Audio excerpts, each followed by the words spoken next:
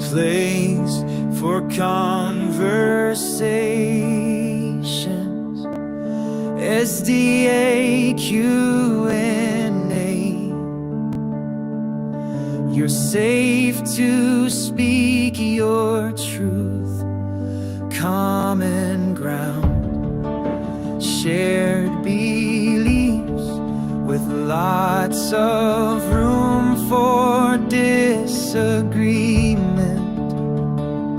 Tell us all what you believe and let us see if we can challenge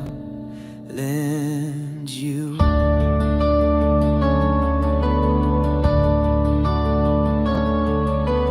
From all paths coming here to share their stories.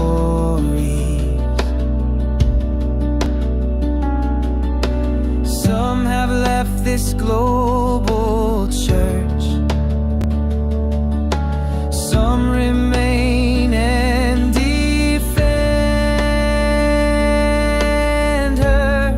Where are you on the path? Does Ellen still appeal to you? SDAQ&A, you are welcome here.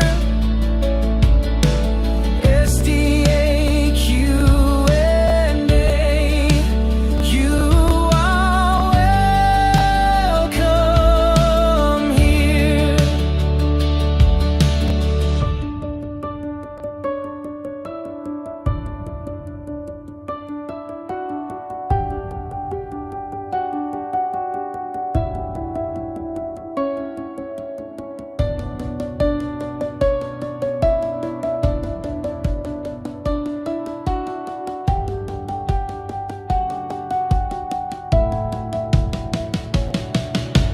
SDAQ&A, you are welcome here. SDAQ&A, you are welcome here.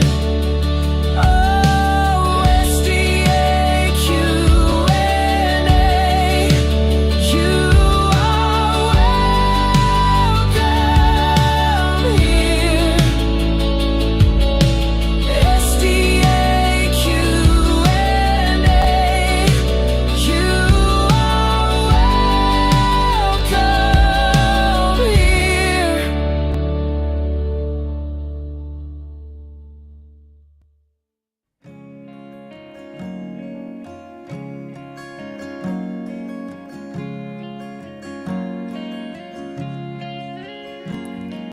You love me so much more than I could ever know.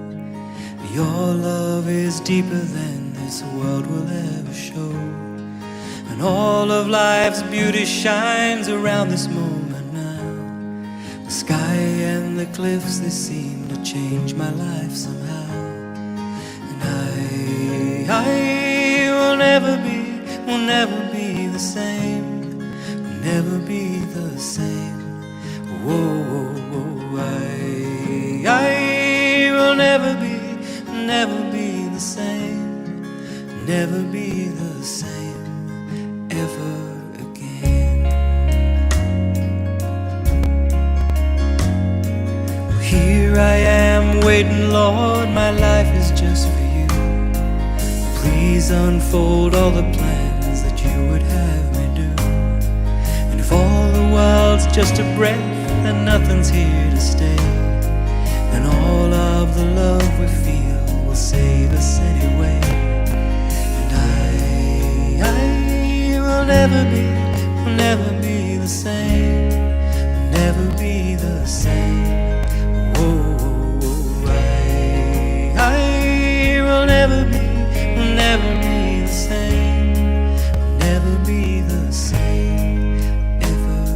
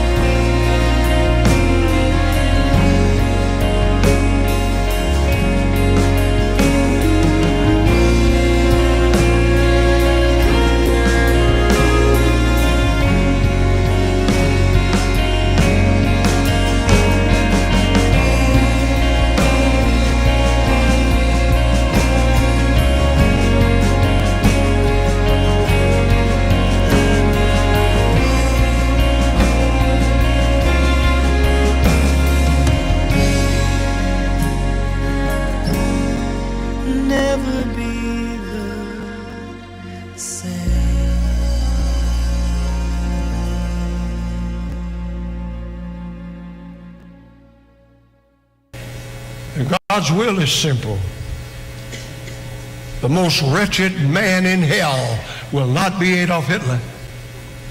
The most wretched man in hell, or woman, will not be one like Joe Stalin or some of these more modern devils. The most wretched person in hell will be a former Seventh-day Adventist.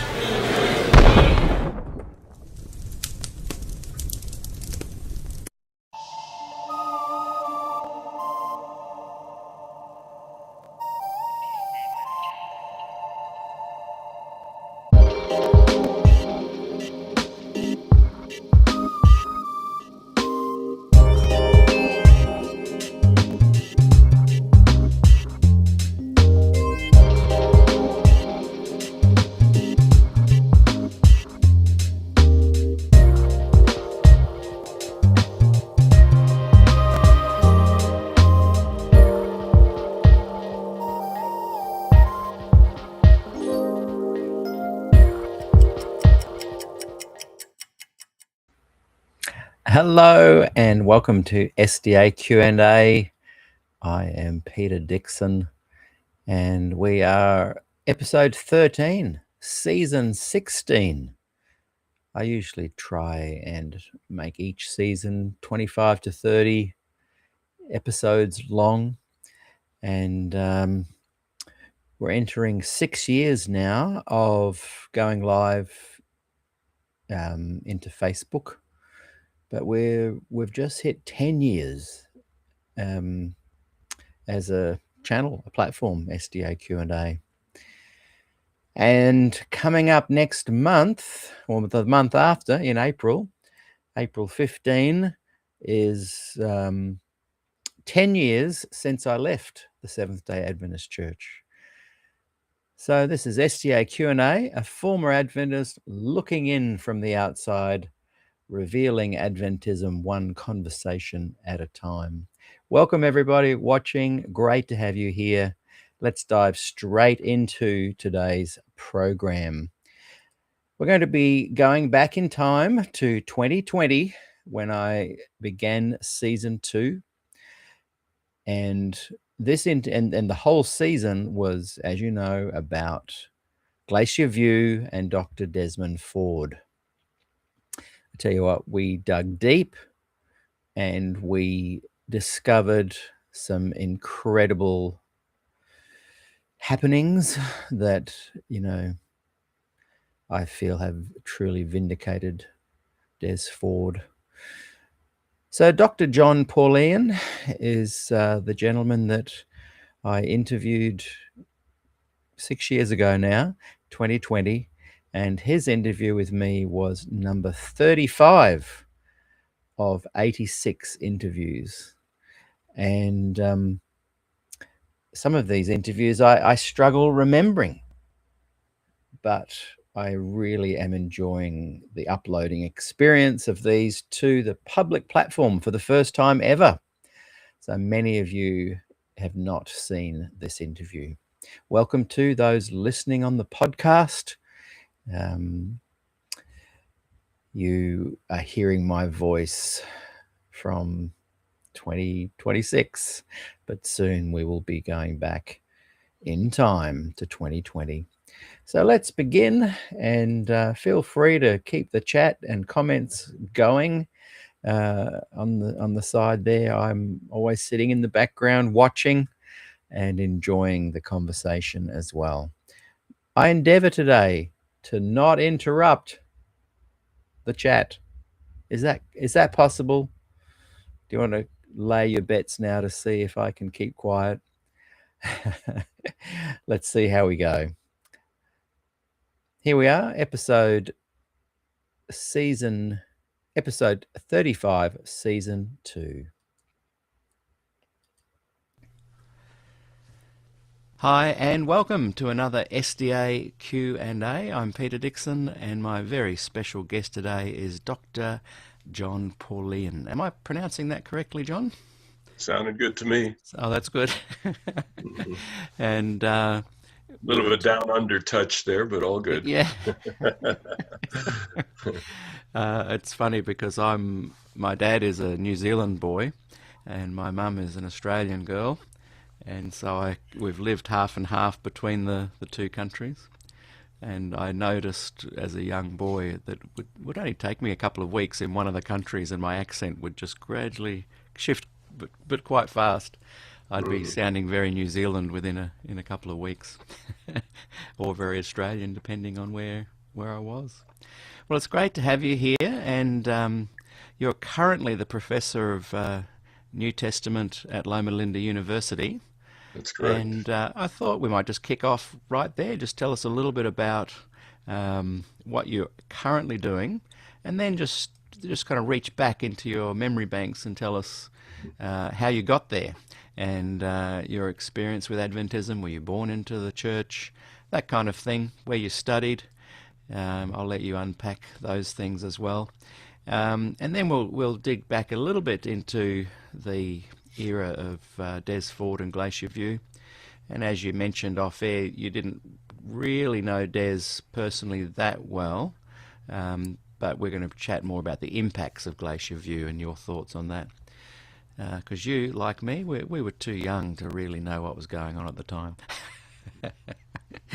So tell us about your current work and what led you there.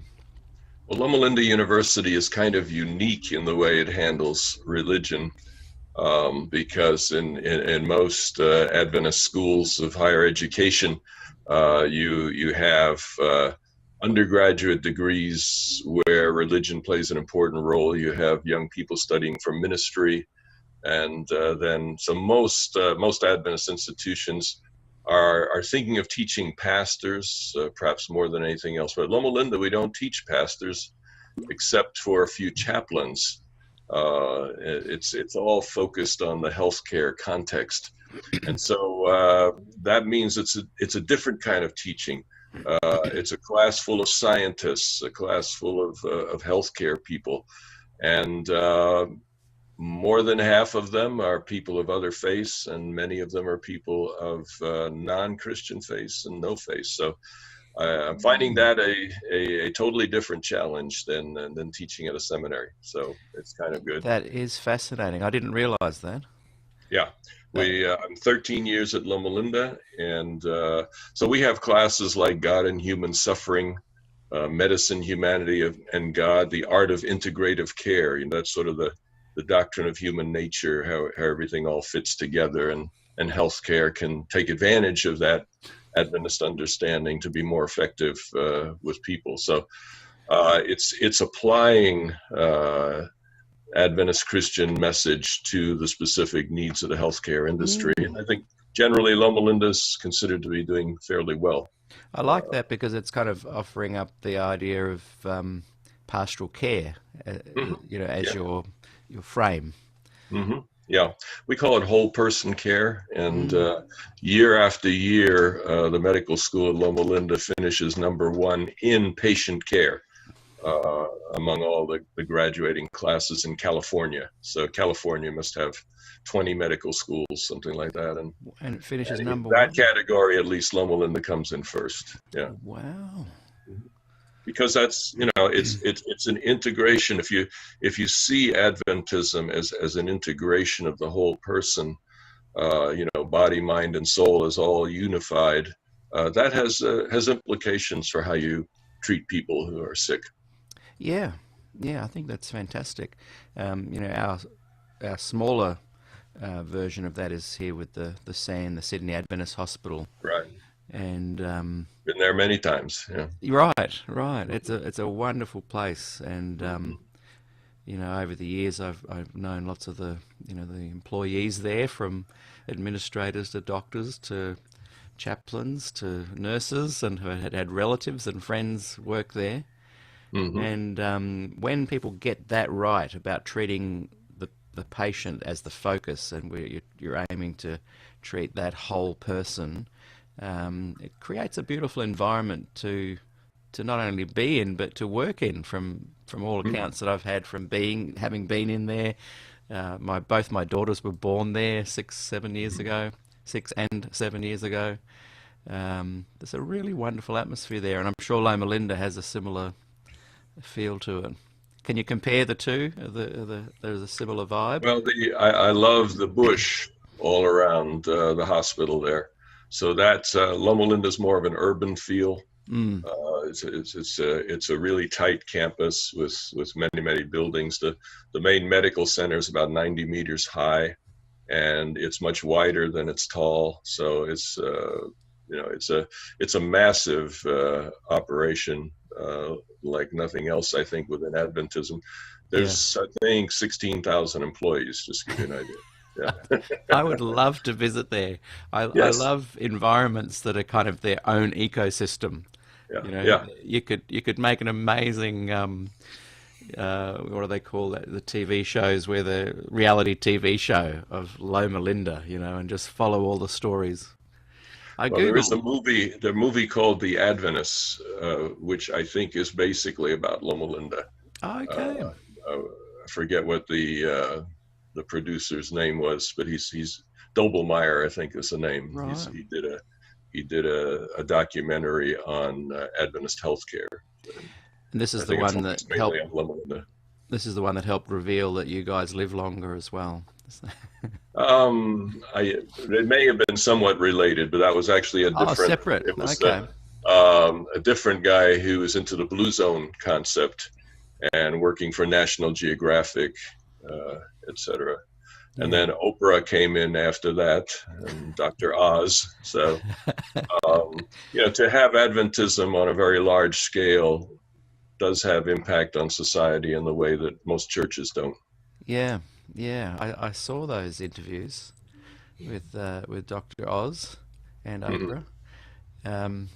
I Google Earthed Loma Linda the other day, and there's actually a big, is it like a highway going or a big road going between the two sides of it as well? Is that right? Or... Well, no, the major motorway is about a mile away, or I guess okay. Less than 2 kilometers. The campus is not entirely contiguous. We're more so than we used to be, with some bridges and things, but that's still a job for the future to actually bring it together in a single campus. Yeah, okay. These things take time. So you've been there for 13 years, and it sounds like you actually thoroughly enjoy your work there. It is challenging and interesting. I'm the director of the Center for Understanding World Religions, so we have programs like Islam at LLU, how Muslims feel about the mission and their role in it, and we've had Hinduism at LLU. We were going to have Judaism in April, but that got postponed, etc. So yes, we have all the world religions represented, and many of them are very passionate about the Adventist mission, how it impacts their lives and the public.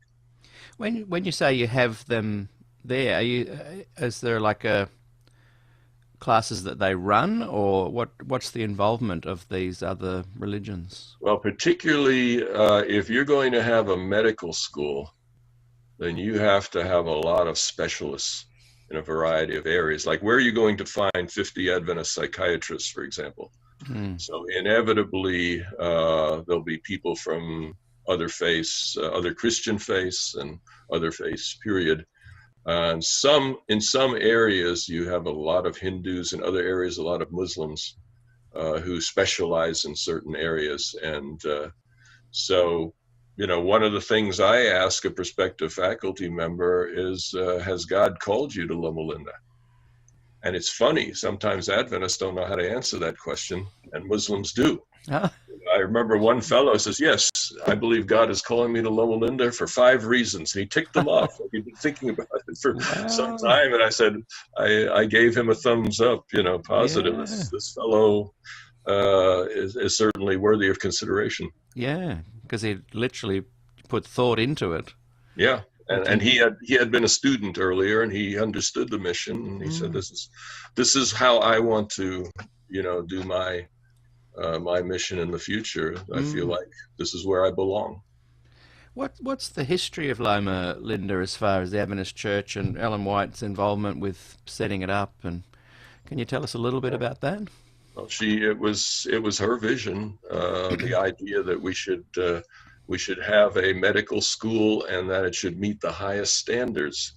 It's because of that government accreditation is sought by Adventist institutions. Wouldn't have happened otherwise, probably. But she said you have to meet the highest standards, and that means the feeder schools need to meet the highest standards as well. And so that's how it all happened. Interestingly enough, she was provoking people to move to buy the property and everything, even though the conference was against it. The conference saying, no, don't do it. And then she said quietly to John Burden, you go ahead and put the money down on that property. The Lord is behind this, So she was working against the brethren at times. And a fascinating thing was that John Harvey Kellogg at one point early on said it would be easier to build a railway to the moon than for that medical school to succeed. Wow. And here we are 110 years later, and Kellogg's own operation is closed down. So anyway, how wrong was he? Well, he wasn't right on everything. No, he was wrong on a few things. He grabbed things with great strength and opinion, and when you're right, that can be a real plus. When you're wrong, it can steer you in strange directions. A bit of a car wreck if you're wrong, because you drive with the same passion. Yeah, that's right. I think when I interviewed Ron Numbers and Jonathan Butler, I think Ron said that he was working on a book on the life of Kellogg. I might be wrong. I'm pretty sure. That would be interesting. I would want to read that. Yes. Yeah, I think it'll be Kellogg was a fascinating guy. Yeah, fascinating. And the interactions of that time period between Kellogg and Daniels and Ellen White is just, it's an incredible drama. It's just a fascinating, lots of interactions, and when you read letters between them, it's fascinating. And I think Gil Valentine has done some work on Prescott and Daniels as well from around that time period. Now, particularly Prescott, yeah. Now, I understand that you've got quite a nice community of Adventists that meet for Sabbath school and church each week. Can you tell us a bit about the Adventist experience of going to church, I guess, as part of the Loma Linda University faculty and scene and staff? What's the church experience like there? Is there one church, or is there a number that people choose from on campus, or...? Well, there's two churches on campus. One has about 7,000 members and the other has about 1,200. But I live about 30 kilometers away, and we have a church out there called Calamasa. Right. And Calamasa has about 1,200 members, and Azure Hills has a couple thousand members, and Crosswalk has 1,000 members. I mean, you've got 100 or more churches within a short distance. Right. Okay. And probably, somewhere in the area of 70,000 members. So it's a massive Adventist community, and that's why you can have scientific examination of the difference Adventism would make if everybody was an Adventist. What difference would that make? You can kind of do that at Loma Linda, maybe nowhere else. So that's how that kind of research happened and got into the national and international news. Yeah. We were, for a while there, we were able to do that on a small scale in Kurrambong. Yeah. Well, and when I do classes with the medical students on the book Ministry of Healing, which was written specifically to fund Loma Linda, it was a wow. Ellen White said, "All right, we're going to write this book and we're going to sell it for to help with the fundraising, etc." So it's kind of the Constitution. And one of the things in there is, she says, all other things being equal, our institution should be smaller. And so I asked the students to wrestle with the question 100 years later, is Loma Linda too big? Or if Ellen White were here today, would she say it's too small? Yeah.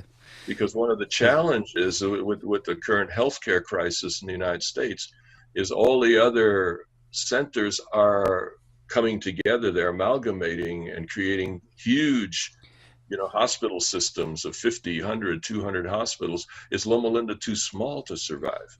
It's So, relative, isn't it? yeah, you take the counsel that Ellen White gives in her time and place, and then you say, all right, how does that apply today?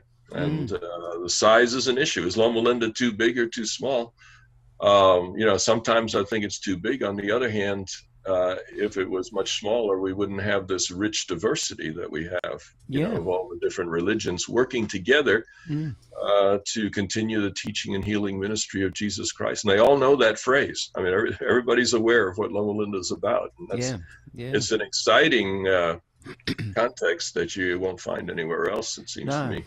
It's one of the first things that comes to mind when you think of Loma Linda. You immediately think of that phrase, Jesus healing in context with community. Baylor University is the world's largest Protestant university, I believe, and certainly evangelical, born again Christian type place. And we went to visit there just to see how they maintain faith in a huge, research university context, and learn something interesting. They jettisoned the medical school. I said, why did you do that? And the provost said, because we couldn't have an all-Christian faculty and have a medical school. The same problem Loma Linda has. And then I realized that, in a sense, Loma Linda is a bizarre experiment trying to do something Baylor says can't be done. And Baylor's sort of the model of a Christian, university, research university. So that's when I think we really came to appreciate that this ability to have people of so many faiths still trying to pull them together in one mission. It's a bizarre experiment, but at this point, it's a very exciting experiment. Yeah. Who's kind of the captain of the ship there? Do they call it a CEO or a? The president is a fellow named Richard Hart, and he's a doctor of medicine and a doctor of public health. And he was born at Loma Linda in the hospital there, and sort of grew up in the system. He's a really great guy. He's not a theologian in any kind of a sense, yet he has his fingers on the pulse of the heart of Adventism in a special way. And I think he's been the right man for the times. He's an Adventist? Yes. Yeah. Is there a policy in play that there has to be a certain ratio of Adventist to non-Adventist workers there, of that 16,000, did you say? Well, the ratio is as many as possible. Of the 16,000, I would say less than half are Seventh-day Adventist. Right. And the intent is that the top leadership be Seventh-day Adventist, so that the mission focus can remain. But recently hired a Baptist as dean of the School of Pharmacy, because there just was not any Adventist who was qualified to take that position. So they struggled with that. The other major candidate was actually a Shiite Muslim who had become a Buddhist, but he was so locked into he'd been at Loma Linda for 20 years, and he was so committed to the mission. I mean, he just sort of fit right in. Yeah. So whereas the Baptist was coming in from outside. So it's interesting that you had where you had no choice but to branch out. It made some interesting conversations. That is fascinating. Yeah. I'm very interested in multi-faith communities hanging out and connecting, and whether one starts to dominate or one that wants to maintain, and quite rightly so, their mission statement. If they start to if that starts to get watered down, I mean, it's a political thing, isn't it? But it's an important thing to keep an eye on. Well, one of the major Muslim scholars in Southern California told some of us after the San Bernardino shooting, he says, we have an opportunity that's unique in the history of the world. This is his words.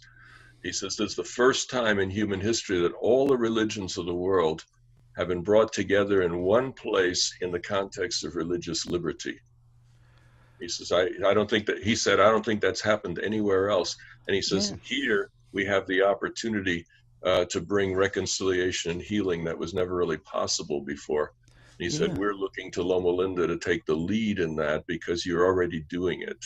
You know, they look and they see that we already have people of all these backgrounds working on a common mission. So it's Yeah. it's a special opportunity. Yeah, I love it. It's fascinating, and it's working, and I think that's in fact, when you see this kind of thing where people's lives, as Christ was teaching, that your life becomes more abundant. When you see people's lives becoming more abundant, you, what denomination you are, what ideology you're pushing, kind of comes second, and even ideas of Glacier View and the ramifications, you suddenly kind of, it puts things into perspective that really, you know, our calling in life is to help and heal, and to build up and to give people a life more abundant. So I think that's a really If you believe in the Great Commission, then you have to engage all kinds of people from all kinds of backgrounds, and I don't think we've always done that. So yeah, yeah. So it's good seeing that Loma Linda is doing that, and it seems to be happening quite organically. mhm. What union is Loma Linda under? Pacific Union. Right. So that's called the PUC, That's is it? Right? California, a couple of and three other states in the southwestern part of the United States, and Hawaii, including Right. Hawaii. Right. And how many unions are there in the United States? I think there's 8 plus the one in Canada. Right. And they're all under the NAD. Right. Yeah. hmm Even the Canadian one. Yes. Uh-huh. Okay. Okay. Yeah, and you Interesting. also have, I think, Bermuda and Guam and a couple of places like that added Right. in. As a slight side thing, and purely because you would have been in a position to note the ramifications of this, or the response, um, the striving for equality, um, with regards to gender at Loma Linda would be very concise. It would be a very focused on intention to ensure that equality between men and women, with regards to jobs, payment, money, all that would be a high priority. So Yes. when the Antonio vote went no, was that a big surprise to a lot of the Loma Linda kind of staff and faculty and admin? Not really a surprise. I mean, there are large parts of the world that I like to put it this way: about a third of Adventism would feel it's offensive to God to ordain women. About a third of Adventism feels Mm. it would be offensive to God not to. Yeah. And so it's not like there's an easy compromise there. Mm. And for those who believe that it would be offensive to God to ordain women, then the proposal that you know allow local fields to make that decision was not going to fly. Yeah. Exactly. I wasn't surprised either, actually.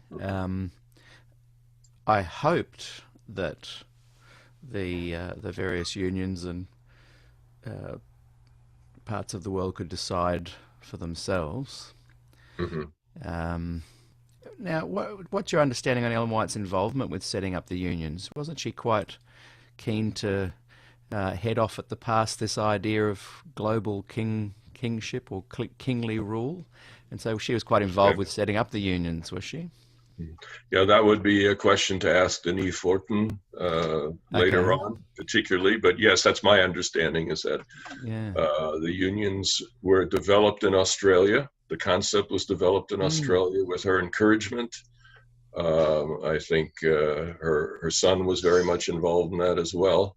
And so when she came back from Australia, brought that idea along with her and promoted it strongly. And it took 2 different sessions, 1901, 1903, to really set up the system we have now. Because that showed quite a lot of foresight, I thought. With the no vote, and did that kind of fly in the face of her advice, do you think, on how things should run? It would seem to us at Loma Linda that if she were around, she would have supported it, but who can really know that, you know? But she was very pragmatic. I mean, the union was not developed out of scripture. No. It wasn't developed out of a vision, as far as we know. Just, Daniels and Willie White were kind of messing around with this, and she I think that's a good idea. And I think the church as a whole could benefit from that. So she was very pragmatic. She didn't try to micromanage things. She says, well, here's the principle of what I'm getting at. What you're suggesting here seems to make sense in light of that principle. Let's go with it. Yeah. It certainly, that's where I kind of see Ellen White as being inspirational. That's quite an inspired thing to recommend, particularly, like you say, not based on vision, and possibly going against the status quo of what people were recommending. Well, it makes sense to me that a theology which says that women are inherently inappropriate for preaching, etc., would go against the grain of somebody that God called, who happened to be female, to preach and to prophesy and to be, in authority over men. It seems to me that coming to this point, Ellen White would said, if you're going to reject these women, you're rejecting me. But again, who can know? Who can know? No. I want to be fair to those who wouldn't see it that way, but who can know? But there is an element. Me, it doesn't make sense that she would be against ordaining women when she herself held ordained certificate, and didn't bother her that the brethren conferred that on her. So And even though we can't know for sure, that we can certainly observe the irony, the potential irony in all of that. Yeah. I think Dan Jackson, one of his remarks, hooey, I think it was, that he said publicly, was that at a council, or where did he say that? Were you yes, there? At the close. No, I saw it. I think I didn't see it live. I saw it the next day, but it was the division year-end meeting, and right. It's sort of his last hurrah, and so he went off a little bit, and his number two was kind of patting his leg and saying, "Calm down, calm down." I could see him leaning over. Yeah. I thought, is that his lawyer giving him legal advice? It was his number two, was it? Yep. What were the? Because I mean, we loved it over here because Aussies quite like that kind of, we call it larrikinism, and you're a bit. We quite like people that are a little bit.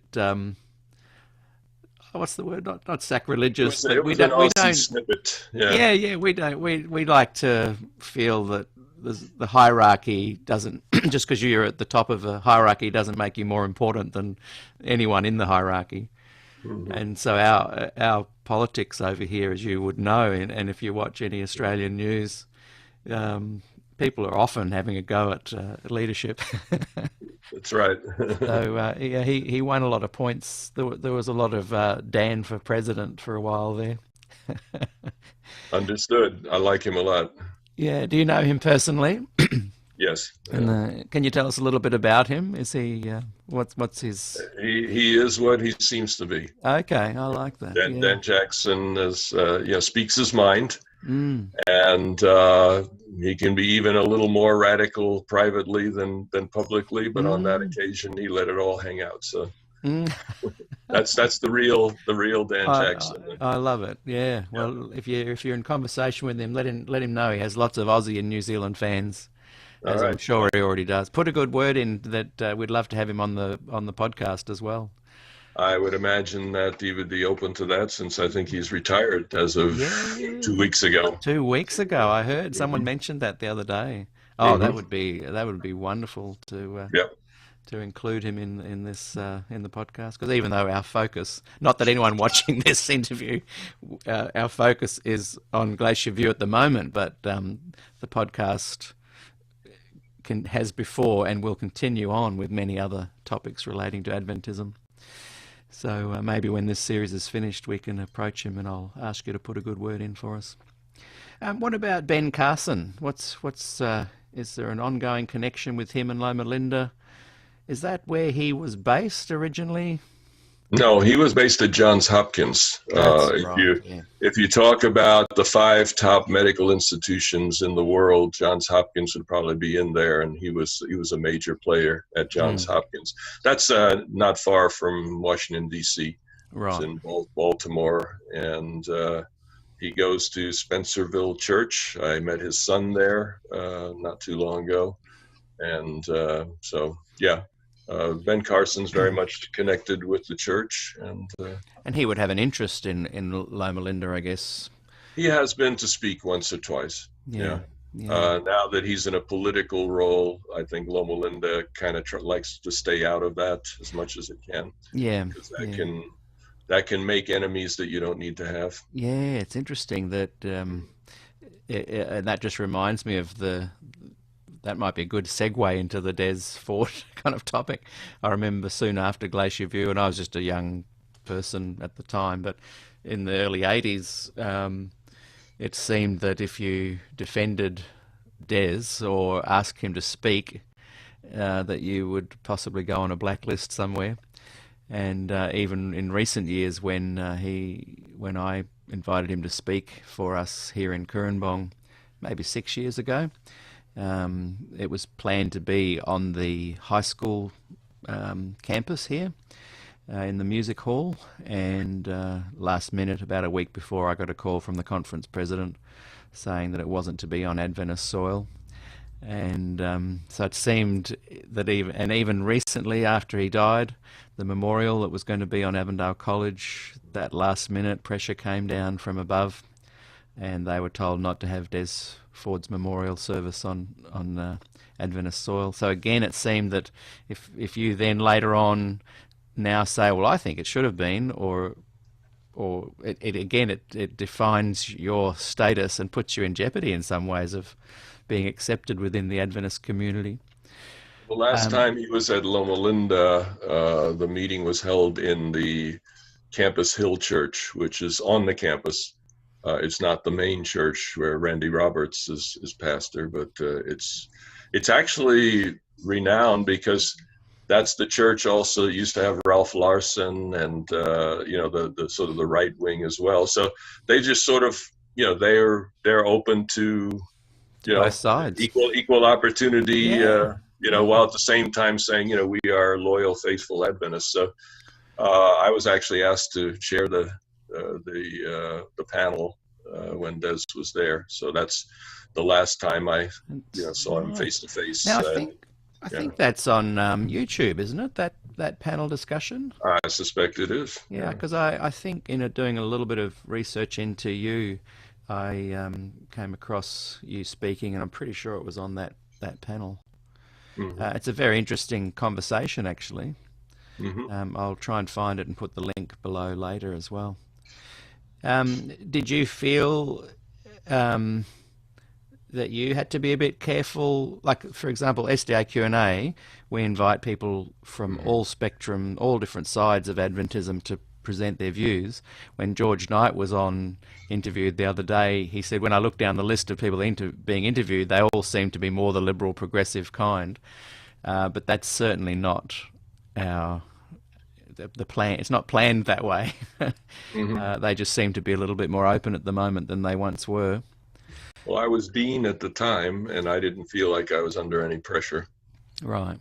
Mm-hmm. And you didn't have any fallout from it afterwards? Not that I'm aware of. No. I mean, you came across as more a facilitator, interested in hearing ideas. You weren't.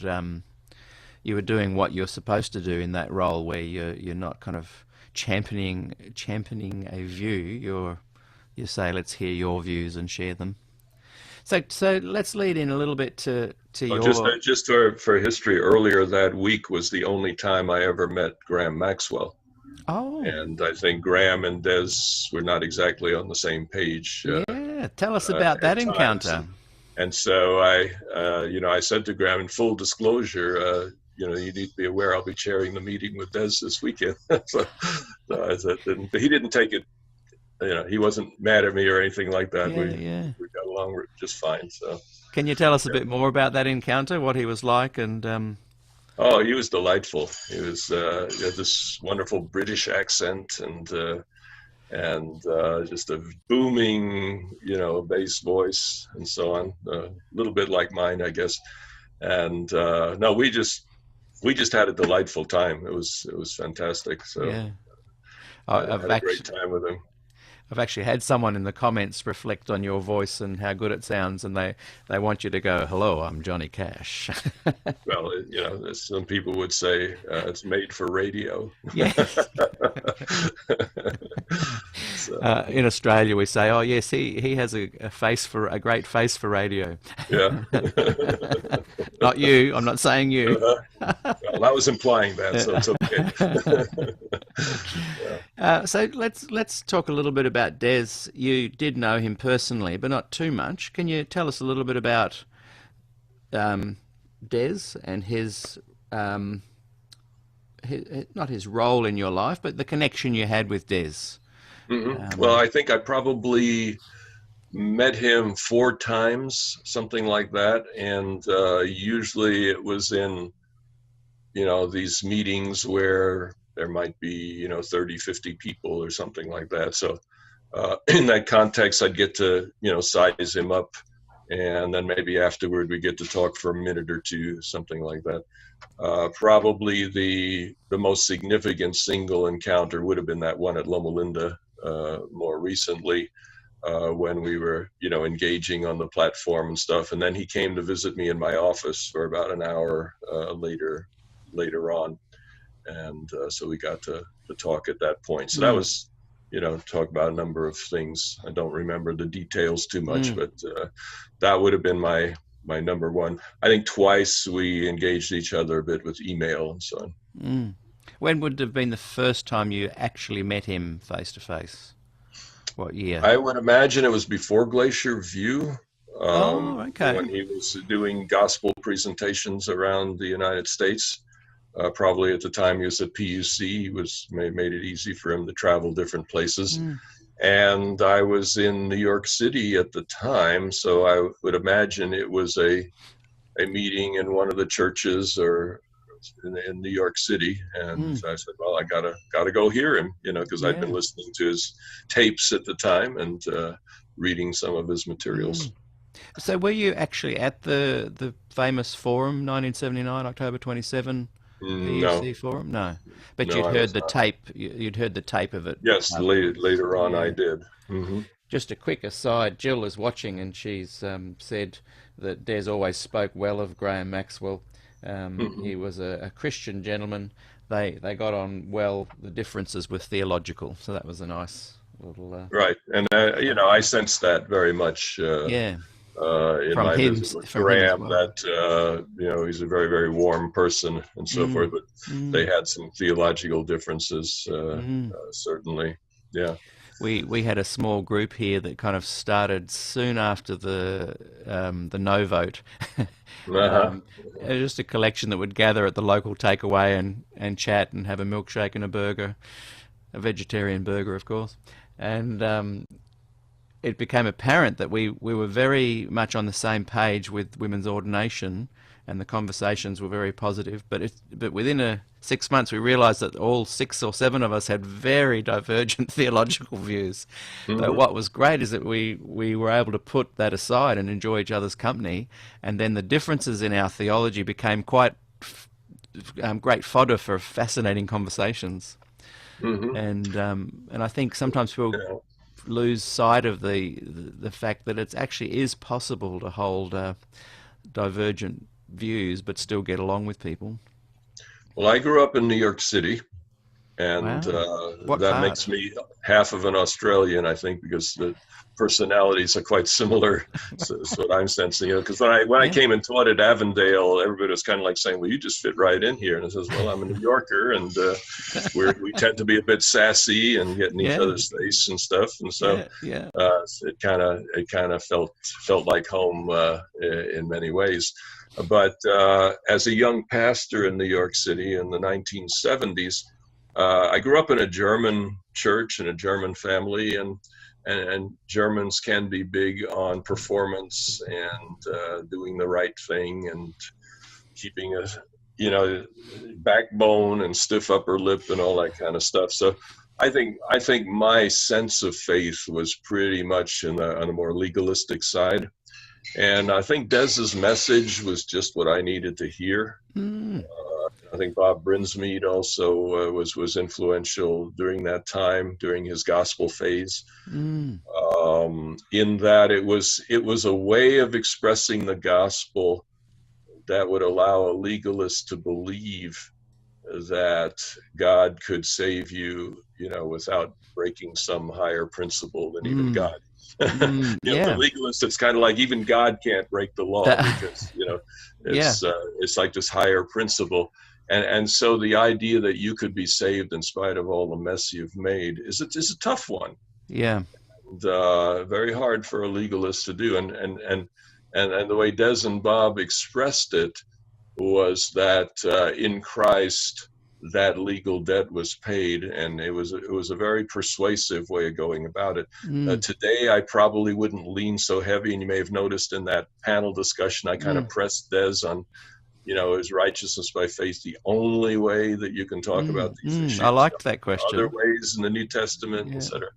And but for me, that was the way to express the gospel at that time that I needed. And so I very much appreciated that.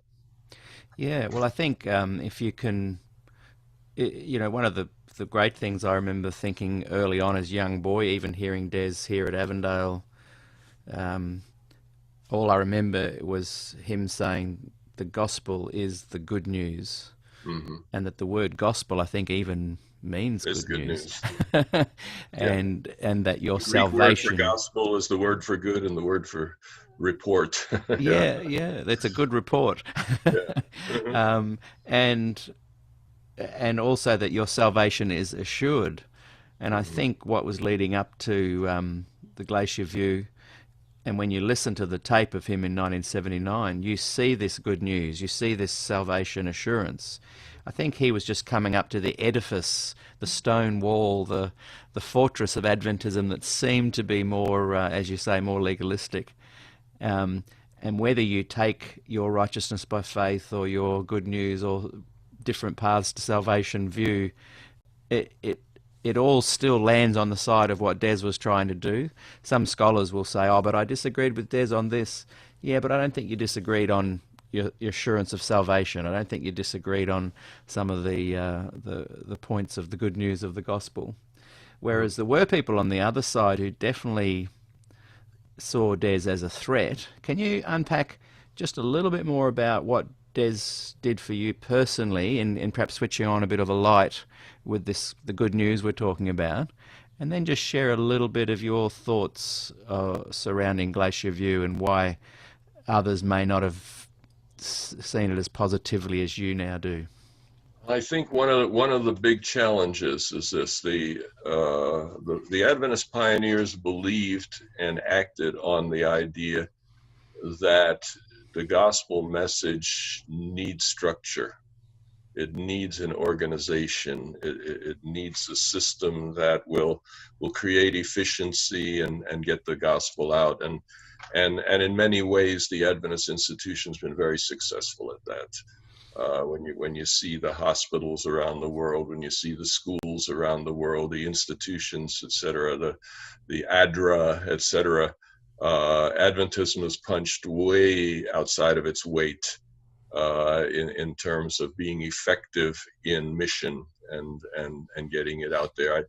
I believe it's now the 5th largest worldwide religious body.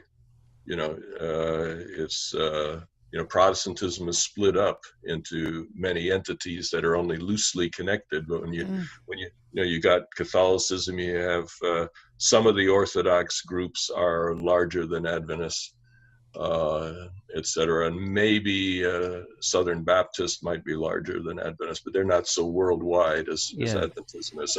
So somewhere it comes in like about 5th now, which is kind of startling, among Christian bodies. That's an amazing story in a real sense. So the way I like to phrase it is that religion is what human beings do when they perceive that God has done something great in their context. And that's a beautiful thing. You know, God has been at work, and we want to memorialize that. We want to let people know about it. And so creating a religious institution is a good way to do that. The problem with a religious institution, you see it all the way back in Bible times and through the Middle Ages and so on. The problem is that once you have an institution, over time, it tends to be more and more focused on preserving itself and less focused on the original mission. And I don't think Adventism is immune to what has happened to pretty much every other religious institution over the centuries. And so there is a certain genetic defensiveness that religious systems have toward anything that would threaten the system. And if somebody is challenging a core idea that the majority of the people hold, well, that's a threat to the system, in the sense that if the system goes in that way, it may lose a lot of people of the traditional variety. If it rejects the new ideas, it can lose a lot of people who are disappointed at that. So it becomes an existential threat to the institution when you have too much disagreement on core issues. That certainly touched on core issues, salvation and eschatology. Adventism and Islam are the two great eschatological religions in the world. And so to touch on eschatology was perceived as quite threatening. That's a really good way to frame the situation that the characters then found themselves in the late 70s. Right. Yeah. I really Just like a little incident that might be of interest. Raul Dederin was a faculty member at the seminary at that time, and about a week after the forum meeting, 1979, he was having meetings in the Greater New York Conference where I was a pastor, and I was asked to take care of him and bring him to the airport and so on. We were sitting at the airport waiting for his plane to arrive. Back then you could wait with people at the gate, there wasn't any security. And I just asked him, I says, did you know about what happened last week? And he said, yeah. And I said, what are your thoughts? And he said something very interesting. He said, the investigative judgment would have died a natural death in 20 years. But now that Des has put it front and center, we're going to have to be battling that for the rest of our lives. I don't know how charitable it was, but it was a very fascinating insight that in fact, it has now become a battle that in the 70s, at least, Dederin felt was fading away. In fact, I've had people say to me that they wish I wasn't talking about it again, from both sides. I think some of the more liberal progressive folk feel that me talking about it just raises it up again, but they're more open to it. They can see the healing in it, and they can see the logic behind it. But a lot of young people feel about history, you want to learn from it. Exactly. That's my thoughts on it. A lot of young people say, well, my church is fine and we're great, and you're talking about it and it's kind of stirring the pot a bit. I'm not sure I have a very good answer to them, other than I just can't help asking questions. And that's a fascinating conversation you had. Who was it again at the airport? Raul Dederin was a theology teacher at the seminary for 40 years or something like that. Even was dean for a while. And he doesn't seem to be casting a judgment on Des. He's just saying, he's highlighting what has now become an irony, that Des was trying to diminish the power and the negativity of what that teaching can sometimes bring into people's lives. And by doing so, it became a point of contention where two sides have fought for the last 40 years over it. Well, Dederin foresaw that in the next 10 years, there would be a massive conservative reaction that would now focus the whole church for the rest of our lives. And that proved He to be was true. right. Yes. Has he written any books? I might go and dig them up. He was the editor of Volume 12 of the SDA Bible Commentary, and I think he Okay. has an article or two in there. That would be the first place to look, I think. Okay, I'll go and do some digging later. Mhm. He was correct, and in many ways, the birth of that concern happened here in Kurrambong with the Concerned Brethren. In fact, it was happening before he predicted it in a way, but the Mhm. power and the focus and the momentum and the money and the uh, the coordination of their project didn't really kick in until the mid '80s or so, or even late '80s. It hit the World Church at Glacier View. Yeah, Yeah. Were you guys aware of the Concerned Brethren over there throughout the '80s as much as we were? Like I said, I was. Yeah, Kurrambong was the birthplace yeah. in many ways. Hmm. I grew up with a lot of the Concerned Brethren I there. got to meet what was the fellow's name? Kent. It was Grenville's father. I don't remember his first name. Oh yes. Oh, I know all their names. I've just got a mental blank. Someone will write it in the post in the comments. Yeah. Uh-huh. Um, So I got to spend an hour or two with him in Sydney, I think, yeah. in What was that like? 1988. Oh, Yeah. we had a good time. He wasn't an ogre or anything like No, that, no. and he was just interested in knowing what was going on in North America, and I was interested in Yeah. knowing what was going on in his world, and so Yeah. we got along fine. Yeah. I got a lot along with them as well. You'd bump into each other in Kurrambong, or you'd be singing. I'd sing at church or something, and they would be able to, I shoot from. noticed that Australians didn't seem to personalize theological differences the way Americans did at that No. time. They do now, Yeah. unfortunately. They do now, um, but back then it was funny because it was almost like you'd have a battle, but then you'd have lunch together, or you'd bump into Yeah. each other at the takeaway, and everything was all right. Hmm. Like they would have a real go at me about my music back then and my hair, and they'd tell my relatives that they weren't impressed, but they'd say it to my face as well. Hmm. Um, and A but good way to defuse that is just say, "Well, I'm not always impressed either, so I yeah, understand." yeah. Well, we would we'd say the same That thing was a back. pretty rotten song. I don't know what Yeah, made me think of that. yeah. We would fight back and give as good as we got, and I think Yeah. they respected that actually. Yeah. And I Hmm. think that's why you can then walk off the battlefield and have lunch together, because you respect that you both were speaking your truth. Hmm. Ray Kent, that's who it was. Ray Okay. Kent. Yeah. So yeah, tell us a little bit more about perhaps what you felt after you heard the news of what happened to Des at Glacier View.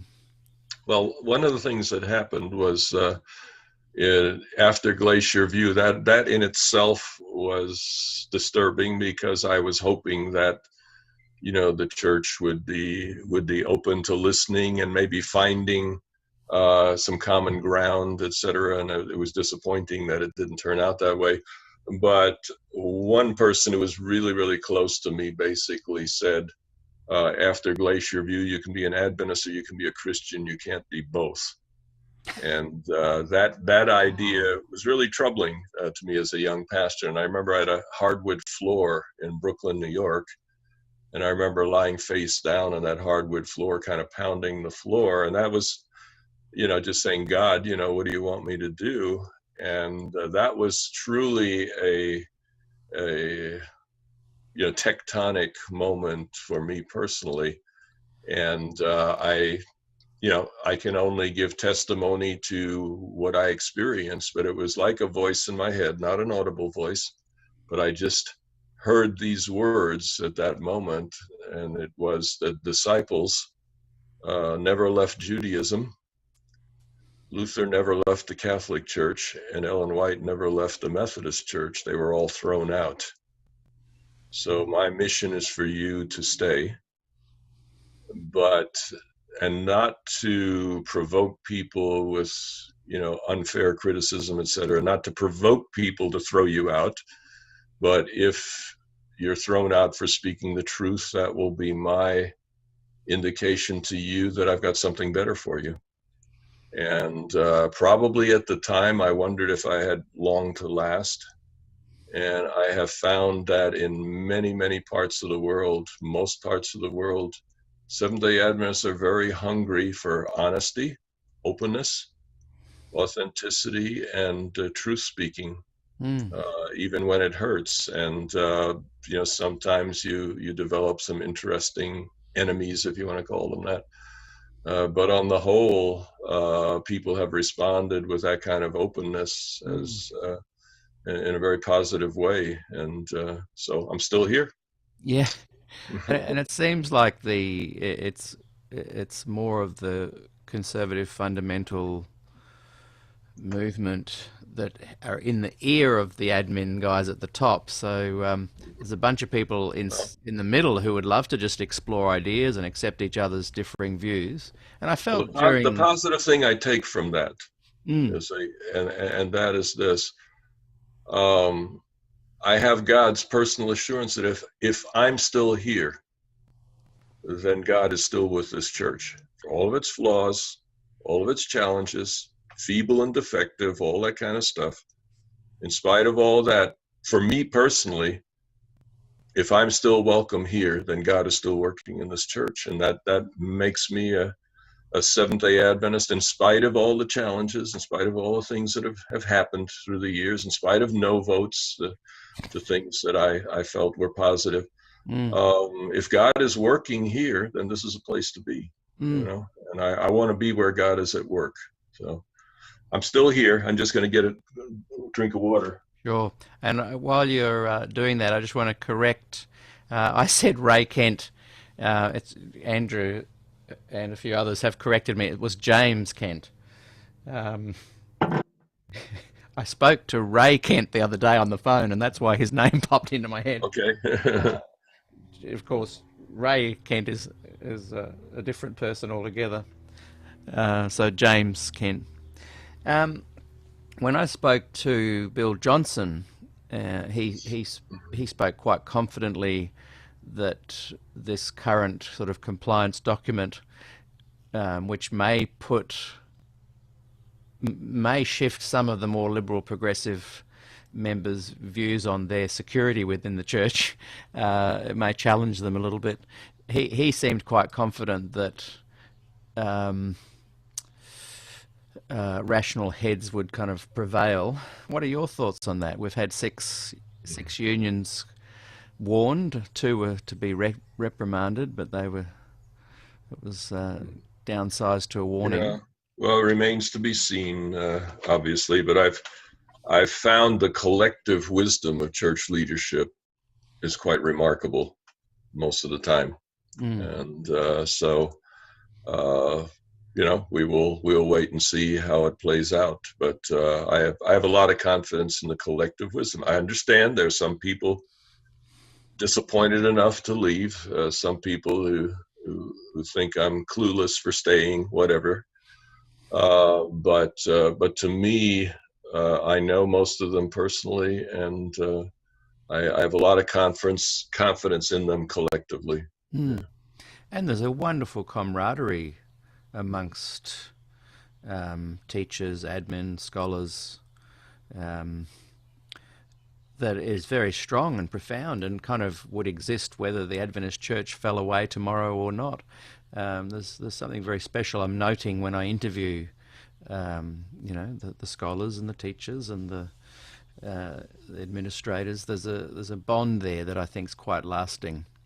Like when I was chatting to Lyle Heiss, and he was talking about meeting with Gil Valentine there in Loma Linda, and there's a place where you look down over the complex, and there's a statue, I think, of Ellen White pointing down there, or something like that. And yeah, the Campus Hill, it's called. It's where that church is that I mentioned earlier. Well, he was speaking that they both felt this sense of purpose and meaning and connection with each other and the community that they are a part of.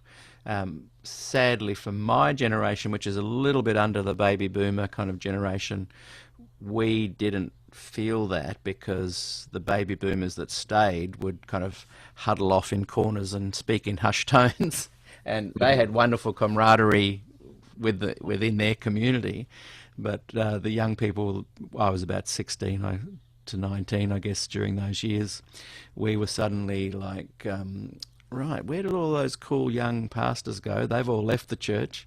Those guys over there seem to be interesting, but they're not really inviting us into their clique. So we kind of became an even more unusual subculture within a subculture. And maybe that's why I get to ask questions of a wide variety of people, because I've been a bit of an observer my whole life. So if things were to change, though, and you saw these warnings turn into reprimands and they turned into sanctions, and then there was a trickle-down effect and someone knocked on your door and said, look, can you please publicly support the idea that we don't want women to be ordained, and you refused, and then they put your job under threat, how would you feel? And is that at all possible, or am I talking about a totally unrealistic outcome? Well, I think it's extremely unlikely. And, there's quite possibly, in the next, what's the term, regime or whatever, in future general conference leaderships, these things tend to swing back and forth, from more conservative, more liberal, etc. Mm-hmm. So over time, the church has tended to be self-correcting, but as I made that commitment 40 years ago, that I would, follow the guidance that I felt God was giving to me, I would continue to do so. Okay. And I try to be at peace with all as far as that is possible. When it becomes not possible, there are times when you simply have to say, here I stand. Do you think we're potentially heading towards Glacier View Mark II?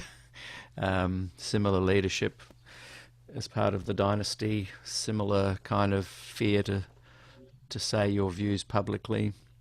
And I'm not saying this in any way to bring about, this is potential doom and gloom. I'm actually raising the topic because I'm interested in your thoughts on what could have been done differently at Glacier View that current generation could maybe benefit from. Well, as I understand Glacier View, a group of people was delegated to develop a consensus statement.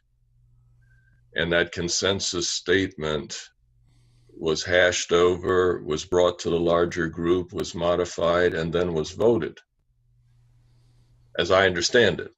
All right. And I understand that when Des read the consensus statement, he says, I can live under that. Yeah, that's all true. And then the defrocking, or whatever you want to call it, happened after that on other grounds, which were not decided at the meeting. So, the disappointment is the idea that you have, a group of people coming to a consensus on some things, and then that's not been accepted. I think the same thing happened with the TOSC committee.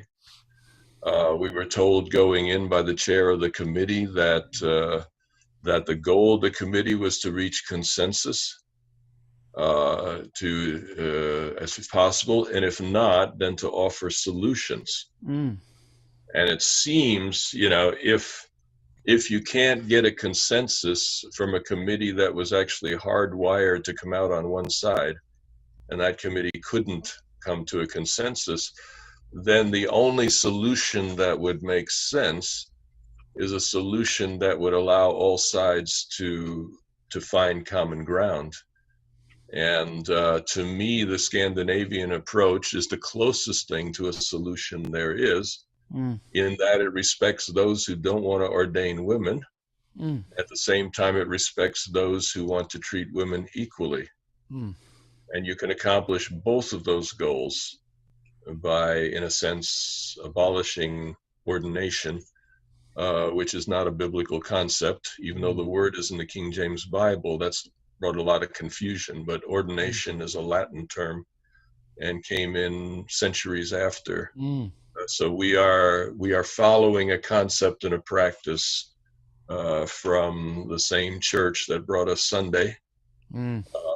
So for those of us who know the history, it seemed like a logical compromise would simply, go back to the Bible and use biblical terms and let everybody live. But current GC leadership does not seem interested in compromise. No. And if that is the case, then it will have to await another generation. I think, I think that's a very good assessment of it. And I think Ted Wilson, like Neil Wilson, they didn't get the answer they wanted, so they politically lobbied. Neil lobbied for his 10-point statement, and made the scholars that kind of helped put that together unwittingly made sure the points were a little bit more divisive, and I think Des, in all conscience, couldn't go along with those. And I think if I may be just a little bit defensive for Ted Wilson, we were ordained together 42 years ago, so we do have a long history. And I think what some people don't realize is, while he may have his own personal view on this that I don't hold, it's not one person fighting the whole church. No. There are large elements of the church that are supportive. In other words, you have to listen to the church as a whole. And when you listen to the church as a whole, the perspective of Australia and Southern California is in the minority. I think we simply have to face reality. And if I were GC president, I would have to find a way forward to embrace and keep those who think differently than I do. And that simply is the way. So whether it was Wilson or somebody else, I think the larger conservative trend is driven by perhaps a majority of the membership, including a significant minority in North America. I agree. I think though that Neil Wilson and Ted Wilson take their role as leader very seriously to achieve and present victories and outcomes that are supporting that base. So Neil is there. He is very aware that politically, numbers-wise, many Adventists did not want Des, and so he used his skills to be able to politically bring to bear the defrocking eventually of Des. And I think Ted, and I respect people that can do this. I'm not putting Ted Wilson down. In fact, in many cases I've even said, I think I really value when I can see someone is authentic and sharing their views very clearly. He said his views very clearly, but I think he also knew that if he politically said certain things to certain people in certain parts of the world, the votes would bring about a victory. And both he and his father were very good at, and I don't want to use the word maneuver because that sounds bad, but they were good at going, okay, I'm the captain, you want this result, I'm going to achieve that result. And I respect that. However, if you do paint a picture that your church is about consensus and not dogma and we want to be open, you have to challenge some of these leaders when they appear to be making decisions that go against what Ellen White was even counselling. So I'm not criticizing him in a sense of him as a person. I totally get what he and his father were doing, and in many ways they were sticking up for what is in the very DNA of the Adventist Church. So maybe the more liberal people need to say, well, maybe we are already a church within a church, and let's define that a little bit more instead of going head to head all the time.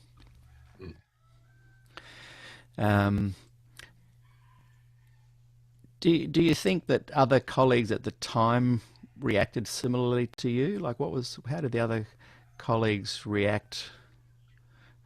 At Other the time, I colleagues was at the seminary at the time, yeah. yeah. Well, I was a local church pastor at the time of Glacier View. So I would not have my finger on the pulse of scholars, etc., at that time. But I can say that Glacier View and the whole thing had two major impacts on the seminary. And one of those was the development in the curriculum of what was called modules, that every student would have to have 2 courses in salvation, 2 courses in covenant, and 2 courses in eschatology. And one of those, for example, in salvation, one of those would be theology course, the other would be a New Testament course. In covenant, one of them was an Old Testament course, and the other was a theology course. And then eschatology, I think, was also New Testament. It was New Testament and Old Testament, I think, for eschatology. So there was the idea of seeing these issues from a variety of perspectives, and I thought those were very good. So perhaps the unintended consequence of Des's actions were to provoke the seminary into a more salvation-centered curriculum and an honest look at the exegesis of eschatology and things like that. The other thing that changed... Sorry to interrupt, but you're saying kind of the curriculum actually changed Yes, as a result. Yeah, and the other part that changed was a course called the Sanctuary. And that was taught by about all 6 departments. And you had Old Testament professors, New Testament professors, theology professors, all involved in a portion of the class. Very unusual, kind of a team teaching kind of thing. And that went on I was involved in that for something like 20 years. And it was a very productive thing. And I think some of the weaknesses in the sanctuary doctrine were honestly dealt with, and some solutions to some of the challenges were brought forward, and I think were well received. Toward the end, the students were less and less plugged into Glacier View. The young people didn't even know what it was. So to teach the class in relation to Glacier View didn't make any sense, certainly in the last 20 years or so. But that the sanctuary is certainly a central metaphor for salvation within Adventism is true, and it's also in the Bible, central metaphor. So to know about that, I think, was a productive part of the curriculum. Yeah. So another unintended consequence of Glacier. And a positive one. It's interesting, isn't it? Because both you and I have reaped the benefits of hearing the good news, of feeling a sense of assurance and hope in salvation. And you were saying with the guy Dedrin, if Des hadn't said anything, that might have just dropped away anyway. We'll never know. So we look at the positives. So here is this good outcome affecting even curriculum at a university level, which helped students coming through focus more on grace and righteousness by faith. And also the Daniel and Revelation Committee probably wouldn't have happened without Glacier View. And that, in my personal experience, was the most positive and most exciting, scholarly development of my lifetime.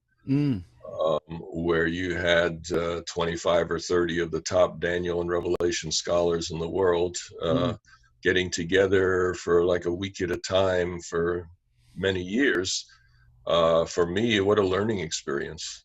To have Arthur Furch and Gerhard Hazel and Mervyn Maxwell and Bill Johnson and so on, have these guys interacting with your material year by year. That was, for a young guy, that was exciting. Phenomenal experience. Yeah. And I guess just touching back to Neil and Ted, if you're having all these positive outcomes occurring and you're seeing this growth and you've got Jan Paulsen as president and you can think positively about, unity through diversity, regardless of if we like the Ted Wilson and the Neil Wilson approach, these effective politicians, regardless of the respect we have for them, we also can be slightly threatened by their ability to be effective as well. And I guess that's what I'm referring to before. If we're trying to find some way to not repeat what happened in the past, I'm wondering what advice you would kind of give now without, again, we're not criticizing or shaming Ted or anything like that, but what advice can we give to people who don't want to see the same kind of cataclysmic events occur again?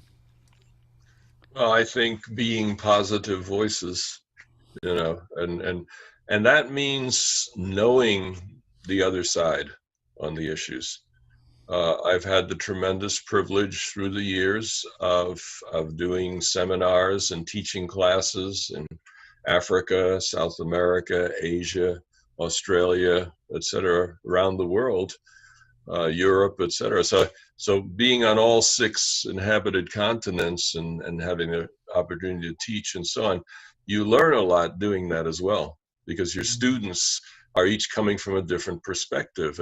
And just for example, one thing I've discovered during this pandemic, the Zoom pandemic, is that the #1 issue right now outside the Western countries seems to be the Sunday law.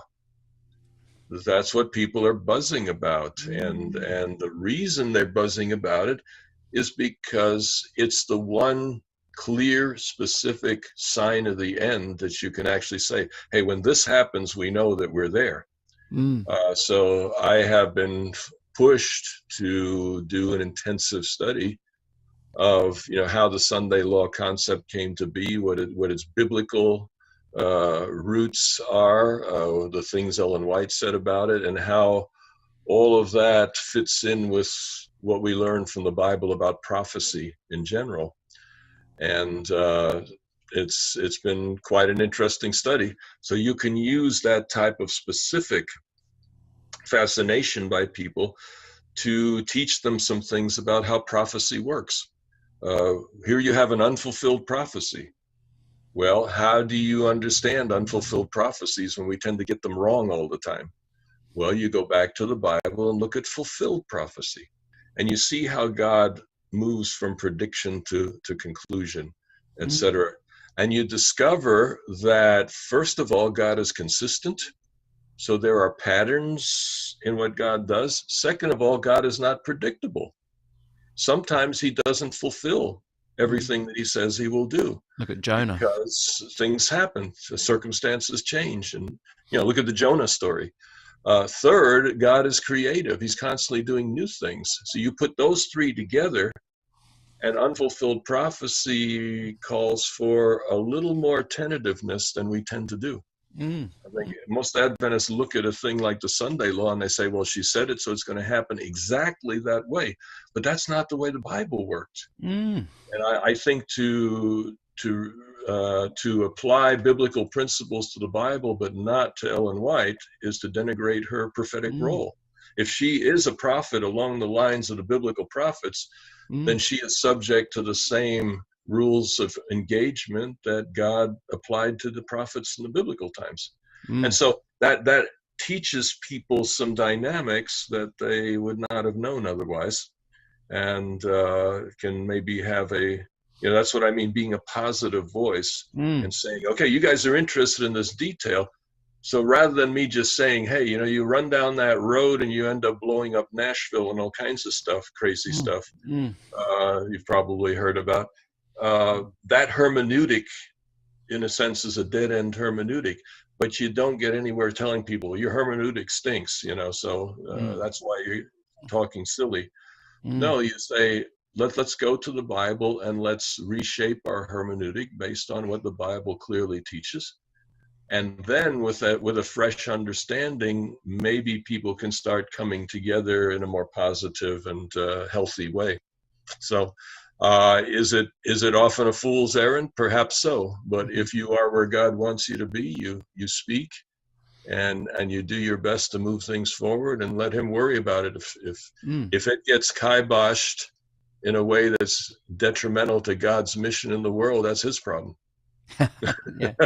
Yeah. All I right. like, He's asking us to do all we can to move mm, things in a positive direction. If mm, they don't go in a positive direction, mm, it's God's problem to deal with, and he's mm, going to finish this work with or without us. So yeah, I like that.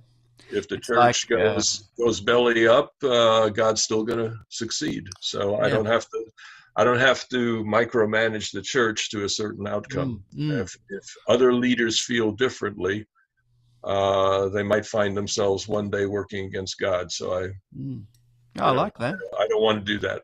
Yeah, I like that. I think in trying to stave off, another Glacier view, you could lose sight of just speaking your truth and continuing on. I mean, in what you were saying there about prophecy, I've learned a couple of new things, and it's very interesting and uplifting and inspirational. So if we can keep being inspirational to people, then let God take care of the politics. Yeah. Takes a bit of the pressure off. Mm-hmm. Yeah, so thanks for that. Can we dig back into the Daniel Revelation Committee? I know that played a big part in your life. Can you tell us what impact you think Des had on the committee? And what role did you have? Here's an interesting piece. I can't speak to the first 5 years of the committee where they focused on Daniel and Leviticus and the sanctuary.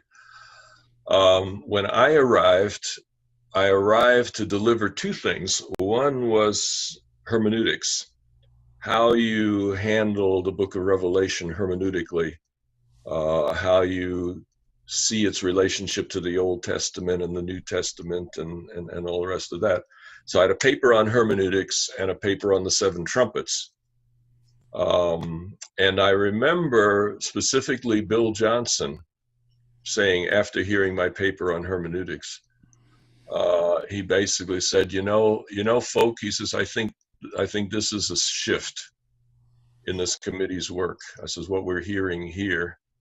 He says, up until now, it's all been a reaction to Des Ford. And what I'm hearing here is that there are other issues coming in the future, and we need to understand the biblical material exegetically so that whatever comes, we can face it from a more solid basis. In his view at that point, I think that was true. The committee focused less on trying to answer what Des was saying from that time on. I began to say, well, what does Revelation actually say? What is the Bible actually saying? And so it wasn't so much polemical anymore, but it was What year now was that? a more positive approach to building a foundation for the future. That was 1986. So the first 5 years, I think, was largely, what would you call, apologetic? Yeah. And after that, it became more scholarly and scientific, I think. And perhaps I had a role in moving that shift a little bit. How different was it to the Palmdale 1976 gatherings on the similar topic? Well, I wasn't at Palmdale. I read some of the documents related to it. It seems to me that the church has generally operated at the level of what we call systematic theology, where you're raising a question, in our terms, a philosophical question, and then you're going to the Bible looking for answers. And that is a valid approach. But it wasn't the approach for my personality. I started out teaching theology, and I didn't feel at home in that, because really what I was presenting was my ideas and trying to justify them with scripture. So, one way to approach the Bible is you raise the questions and then see what the Bible has to say about it. I prefer to go to the Bible, let the Bible ask its own questions, provide its own answers, and then on that basis say what here applies today. So you can go two ways. You can start from today and go back and see what the Bible says to our questions, or you can see what the Bible was originally trying to say and then say, what are the implications of that for where we are today? And that was my preferred approach. It isn't right or wrong, but it was my preferred approach. And I think Darcom shifted things from Palmdale, et cetera, where it was more systematic theology. we were talking righteousness by faith, and those are biblical terms, but we were putting our meanings into those words. Christer Stendahl was a famous Harvard scholar in the 1950s who wrote a substantive article on Luther and the introspective conscience of the West. And he brought to people's attention that while Luther grounded himself in the book of Romans, he was not treating Romans the way Paul did. In other words, for Luther, Paul was talking about Judaizers. For Luther, Paul was talking about Catholics.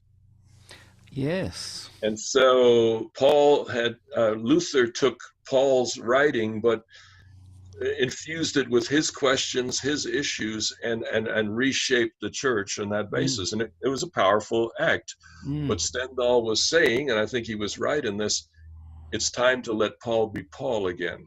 And Paul was a Jew, you see, and he was writing to Jews and about Jews. He was not writing to Catholics. And so to simply take that tack with the book of Romans leads you in a very different place. That's fascinating. And Graham Maxwell came to Romans from an even different place, where he came to Romans and he said, you need to read Romans in the light of the cosmic conflict, which is not a surface issue in the Bible. You know, as you're going through the Bible, you rarely hear it talking about Satan and talking about heaven and talking about a battle in heaven and all of that. It's only in Revelation that comes into focus. But then Maxwell said, if once you see the cosmic conflict, you begin to see it everywhere. And now Romans is a different book in the light of that biblical concept, that larger biblical concept. And so I think today's scholarship has focused less on the existential issues of what we're facing today and more on trying to say, what exactly was God trying to do back then? Yeah.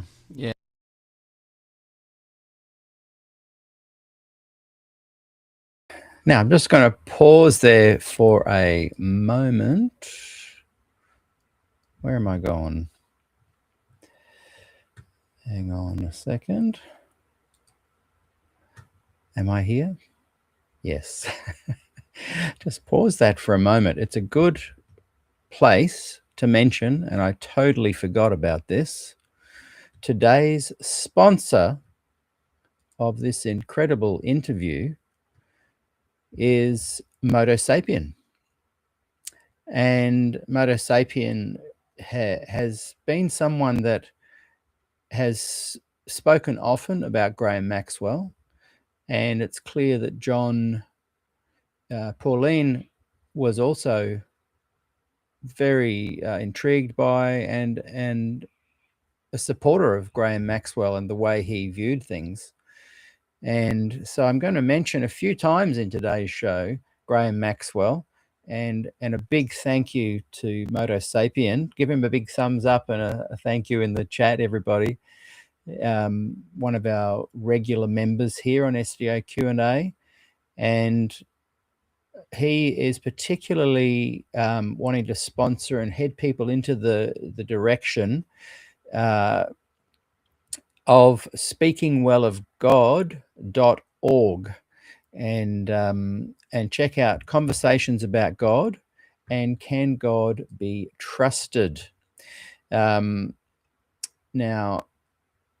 I think also he's keen to highlight, just bringing up my message, we love speaking well of him, which is another part of that same website, I think. So let me just bring that onto the screen so you can all check out what we're talking about.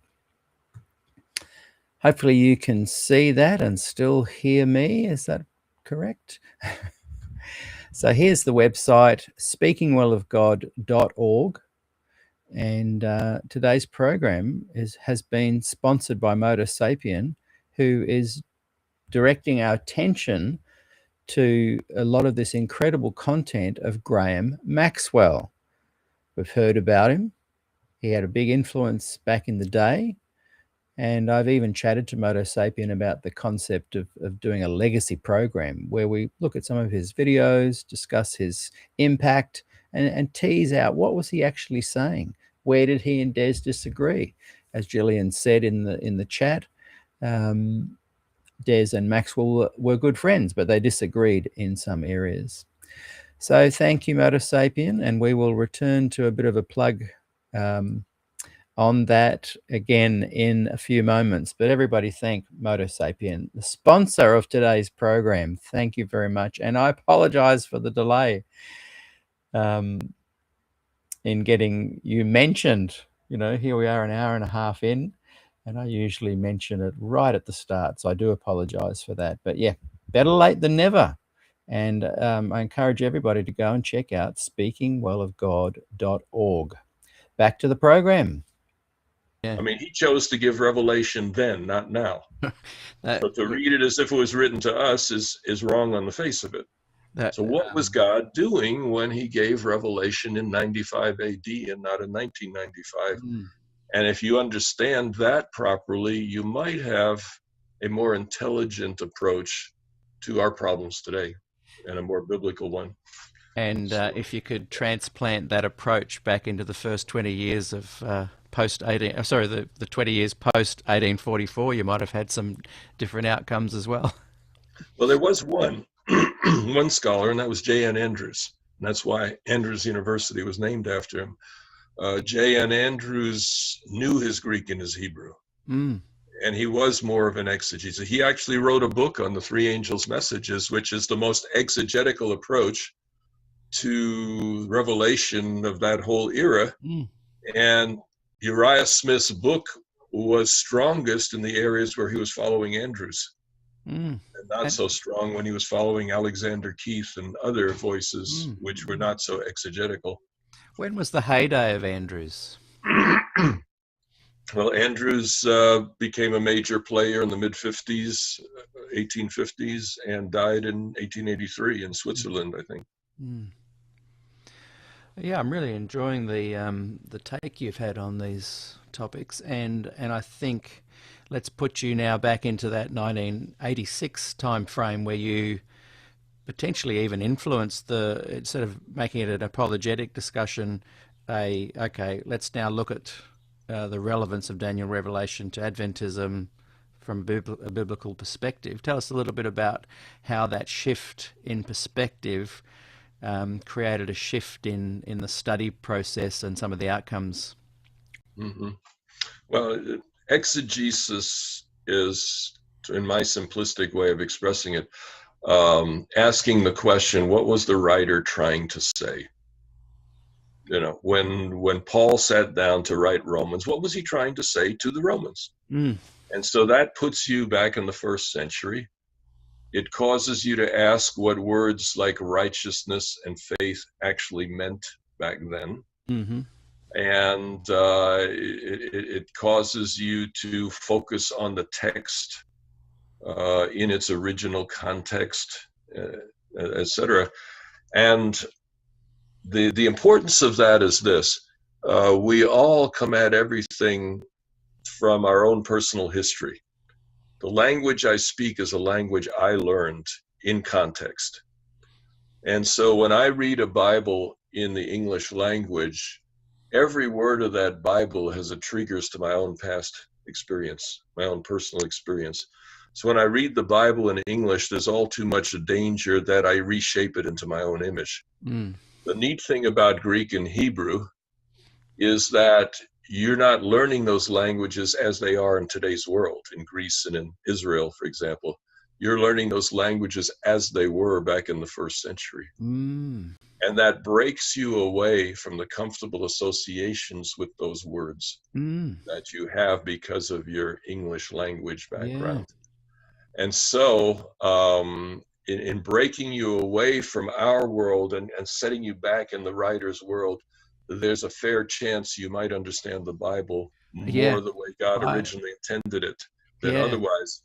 And the corollary of that, it's interesting for Adventism, is with Ellen White, we're reading in the original language.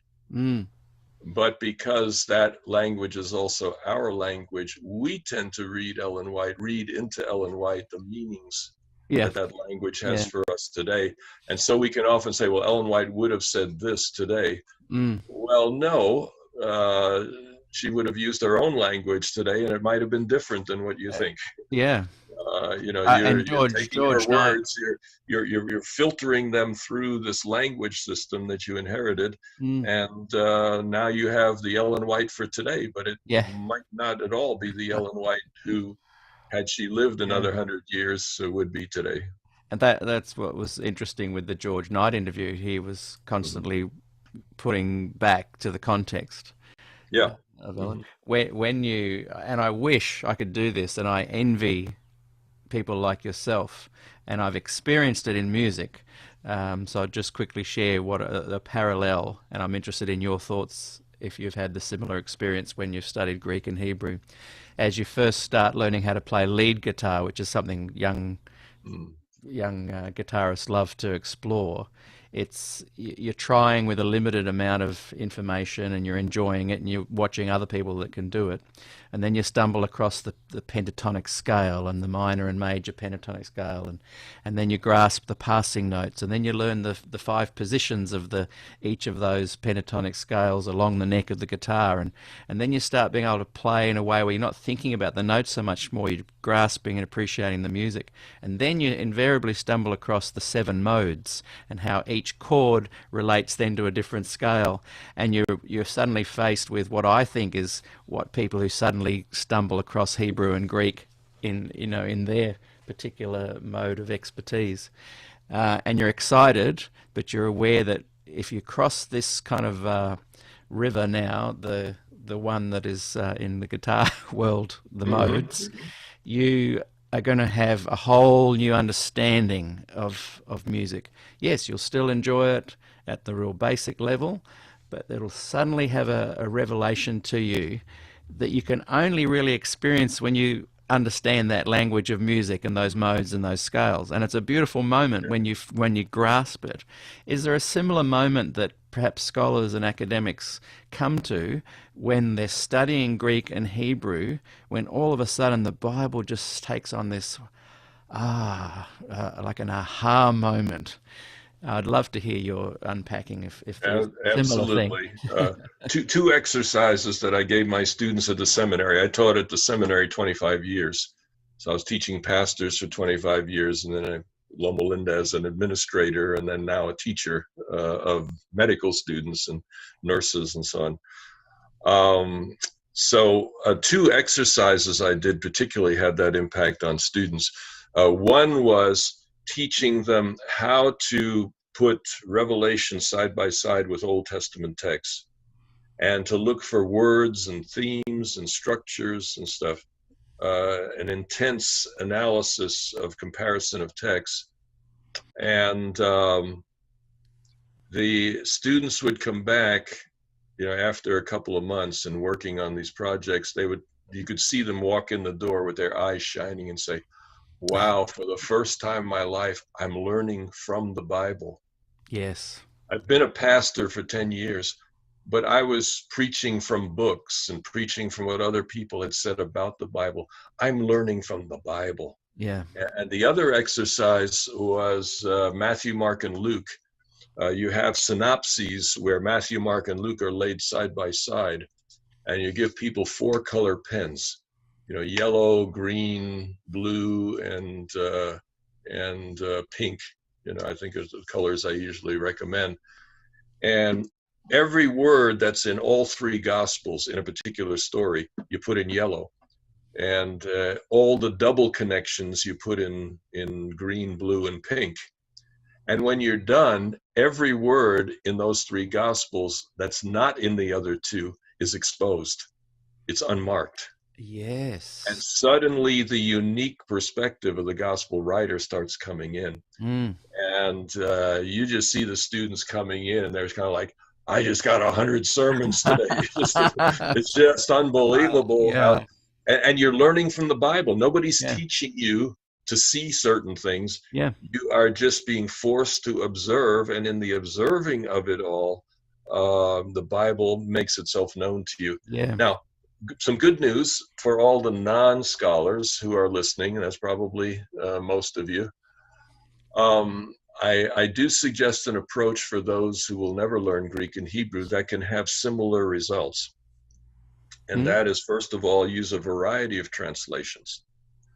In other words, compare English Bibles on a given text, and you'll discover something that you would also learn in Greek or Hebrew. Some texts are clear, some texts are not. And if you want to build your faith on a solid rock, you want to go to clear text, not unclear text. That's very good And advice. so you find that out by comparing English translations. If all 5 translations agree, it's a clear text. I saw one of those just today. All 5 of the translations I had in front of me all said exactly the same thing, word for word. It's clear text. If all 5 are saying something a little bit different, it's not a clear text. If 4 of them agree 100% and one of them's way off in left field, now you've discovered the bias of that translator. And every translator has a bias. Every translation has a bias. And so little by little, you are discovering the kinds of things you would discover in the original language. And it's breaking you away from a comfortable translation that you're used to, but seeing that, no, there's a dynamic going on here. Another one is spend majority of your time reading the text rather than playing with a concordance. You can use a concordance to create anything you want to say about from the Bible. But to read puts the author in charge. Yeah, it's like over-analyzing theory. Chapter 2, before chapter 3, the author put it together that way. When you read, the author's in charge. And the third one is to spend the majority of your time in the clear text of the Bible, not the unclear. And the multiple translations helps you determine which are the clear texts. If you spend the majority of your time in the unclear text, like David Koresh, you will go crazy. Yeah. And a lot of that can happen intuitively. Like when I was obsessed for a while there with the rock and roll period of 1956 to 1976, just by way of what a fascinating era, you know. And so I read everything. It took me about 15 years, not my full-time job, but I read everything I possibly could on every band, every artist, autobiographies, biographies, and you gradually have this intuitive image that, yeah, there's some stuff over here that's mentioned once or twice, but it may or may not be true. So don't spend all your time digging into that part of it. But then you'll hear certain stories told, and they're not always exactly or accurately told the same way, but you then start to get a feel for it. And I think I'm just paralleling so I understand it better, what you're saying. I think, you know, by reading many different versions, you gradually and intuitively start to get a feel for what it's saying. At least for what is clear and what is not. And it's the clear text that will ground you solidly. You know, I remember one of Des's sermons was sort of on that line, Things Which Cannot Be Shaken, this title. And when you focus on the clear texts of the Bible, you get a sense of the things that are not up for debate. And to make those the center of your faith is a solid ground, I think. And we need it in today's crazy world. We need a solid ground. And I think you've offered some really good suggestions for lay folk like myself to begin exploring some of these juicy parts of the Bible. I mean, juicy as in the good stuff, those awakening moments. Yeah. Because not everybody is going to be able to study or grasp the 7 modes of music theory, scale theory. It's interesting, in one last metaphor with the music, in my years of being obsessed with playing guitar, not many teachers could clearly pass on the information of these 7 modes to me. There was I could literally count 3 or 4, maybe 5. And then as I was excited about it and imparting this knowledge to my students at the time, even though I was joyous and excited and I could see the penny dropping for lots of them, only a handful of those students grasped what I was saying as well. And it must be a little bit like that for you guys academically and with the scholars. You know, you are taking it to the next level. You are listening to people that have explained the complexities of Hebrew and Greek and the study of the Bible. And so there's the camaraderie again amongst the musicians and the academics who understand this stuff. You're looking up to teachers such as Des Ford, perhaps, who were able to impart this knowledge. You yourself have grasped the 7 modes and you're passing this knowledge on. So there's a collective camaraderie there. And what you're doing is also making that understandable to a lot of people that may never grasp the full in-depth nature of it. But I have noticed, and I wish I was a part of it, as I do feel a part of it with other musos. I wish I could grasp this Greek and Hebrew and fully understand what I know that you guys know. And you've kind of inspired me to now get out 5 or 6 different versions of the Bible and go for it. My wife actually has a Bible that has 4 facing versions on the page. So you have 2 on one page and 2 on the other. And she does the Sabbath school lesson each week, just going down through those pages and stuff. And it's amazing the things that she can come up with. At Andrews, I had the privilege of taking people deep into my world. Yeah. At Loma Linda is the opposite. Ah, yes, you were saying earlier. I need to get deep approach. Yeah, I need to get deep into their world and then say, what of all these things I've learned about the Bible is going to make any difference in their world? That for me is a much tougher thing to do. Yes. And, you know, at my age, very invigorating and challenging to completely reshape my own thinking in a new context. Yeah. It's an exciting thing because when you see the light go on to people that may never grasp the complexities, but when they see the total value of getting it. Yeah. And walking away, like you said, that pastor went away going, I've got 100 sermons out of this now because of that little epiphany. Do you think that just back to the Palmdale, I don't know what they even called it. Like, was it a conference? Conference, was it? Palmdale conference is what I remember. And because it was because the minutes of that were never kind of revealed. Is that because they kind of gave up in the end, realizing they could never make all the parts fit together like was expected of them? Yeah. What I came away from some of that is you have an issue of people, like I was saying about Luther and so on before, people who are defining terms, asking the questions of the Bible, but they were asking from their own perspectives. And thus the same text meant something different to each, And so if you got 2 sides studying the Bible and each text means something different to both sides, you're never going to come to agreement. And that was a challenging thing. When that happens in a local church, the only hope a pastor has is to raise people up to some higher level where the 2 sides both can play a role.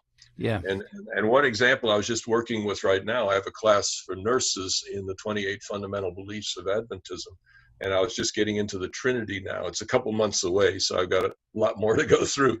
But the Trinity is an example. You have the 3 and you have the 1. It's almost impossible for a Western mind to get into that. It's crazy on the face of it. And yet, after 2 centuries of wrestling, that's where the church ended up. It wasn't driven by Greek philosophy. It was driven against Greek philosophy because it didn't make sense to Greek philosophy, both God being both 3 and both 1. And so there's a tendency, if one group of people is defending the oneness of God and the other group of people is defending the variety within God, they will read each text differently. And my sort of personal thing through the years has been, can we find some common ground where we can benefit from both sides? And I like to think of the 4 Gospels as teaching us that there's more than one right way to think. I think in Palmdale, you had two sides that were absolutely convinced they had the right way to think on the subject. Mm. And because they couldn't open themselves to two right ways to think. Mm. I'm not saying every way to think is right, but there's more than one right way to think. I mean, Mm. who was right? Matthew, Mark, Luke, or John? Which of them is right? Mm. Stupid question. Mm. Because they're all bearing an authentic witness to who Jesus was. But Mm. Jesus was way more complex than any writer, even any inspired writer Mm. could accomplish. And with that being the case, you just have to say there's more than one right way to think. Mm. Interestingly enough, there was a conference 2007 at Andrews University, and at that conference, it was on questions on doctrine. Mm. At that conference, you And had you were George there? Knight. I was there. Oh, You wow. had Tell us George about Knight. it. Mm. You had Angel Rodriguez. You had Colin Standish, Russell Standish. You had Herbert Douglas. You had the whole panoply Wow. of those who had made questions on doctrine kind of a center of their life and mission. And my role there was basically to give that message, to start with the four Gospels and say, there's more than one right way to think. Yeah. And I somehow think that had a certain impact, that people began saying, maybe the way I'm thinking, it could be right, but it doesn't mean It's these the other only guys right. are totally wrong. Yeah. Tony Campolo had a wonderful book, I Have Met the Enemy and They Are Partly Right. And I think that's a brilliant statement, Yeah. a really important statement. So Are there recordings or minutes from that 2007? I honestly don't know. I would love to track that down. Yeah. Maybe Denis some. Fortin was the dean at the time, and he took a lot of flack for hosting that conference. You want to ask him about that. I'll ask him, yeah. And even got a call from very high place saying, shut that meeting down. Wow. And he said, we're scholars, we're getting together, and what scholars do when they get together is they talk, and we're going to talk. And that's what we're going to do. You're not going to shut it down. It was shut down, was it? No, it was not. Well. He simply said no. He says, this is a scholarly meeting and we're going to talk. And how was it having the Standish brothers involved there? I mean, Russell, did you say Russell was there? Russell and Colin were both there. Wow. And on Sabbath, I got to tell you this story. On Sabbath, they had a communion service. And in the front, you had Angel Rodriguez, the head of BRI. You had George Knight, and you had Colin Standish ministering communion. And the tears were rolling down my cheeks. Yeah. I was just absolutely, to see that happen was a glimpse of something far greater than most of us ever achieve. I reckon. And I looked to my right. I was standing next to Dave Larson, Ralph's son. And he looked at me, and his face was a mask of tears. And we were just looking at each other, and he said, if only my father could have lived to see this. Wow. It was just a deep and touching moment. So that was a historic conference, and I hope that, there is some, they probably didn't record it just so everyone could speak freely. Someone has written here saying that there are papers online from the Questions on Doctrine conference, but whether they are commentaries or summations, I don't know. Oh, the papers would be good to read. It would give a sense of what people brought to it, but the dynamic that happened there was pretty special. And I remember after it was over, I was just over at the girls' dorm for some reason or other and ran into Colin and Russell Standish, and they were all concerned that their ride hadn't come to pick them up to take them to the airport and so on. And so I spent some time just interacting with them and saying, look, let's wait 10 more minutes. If the ride doesn't come, I'll take you to the airport, and we just bonded kind of there. Yeah, I love Colin stayed in touch for many years after that, and we became friends over that. So I'm truly committed to the idea there's more than one right way to think. mm, And even if somebody just seems to be totally off, there's got to be something there that God can teach me.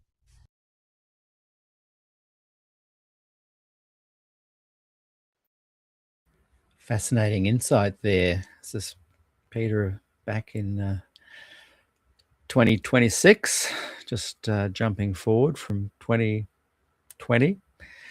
And today's interview with Dr. John Paulien.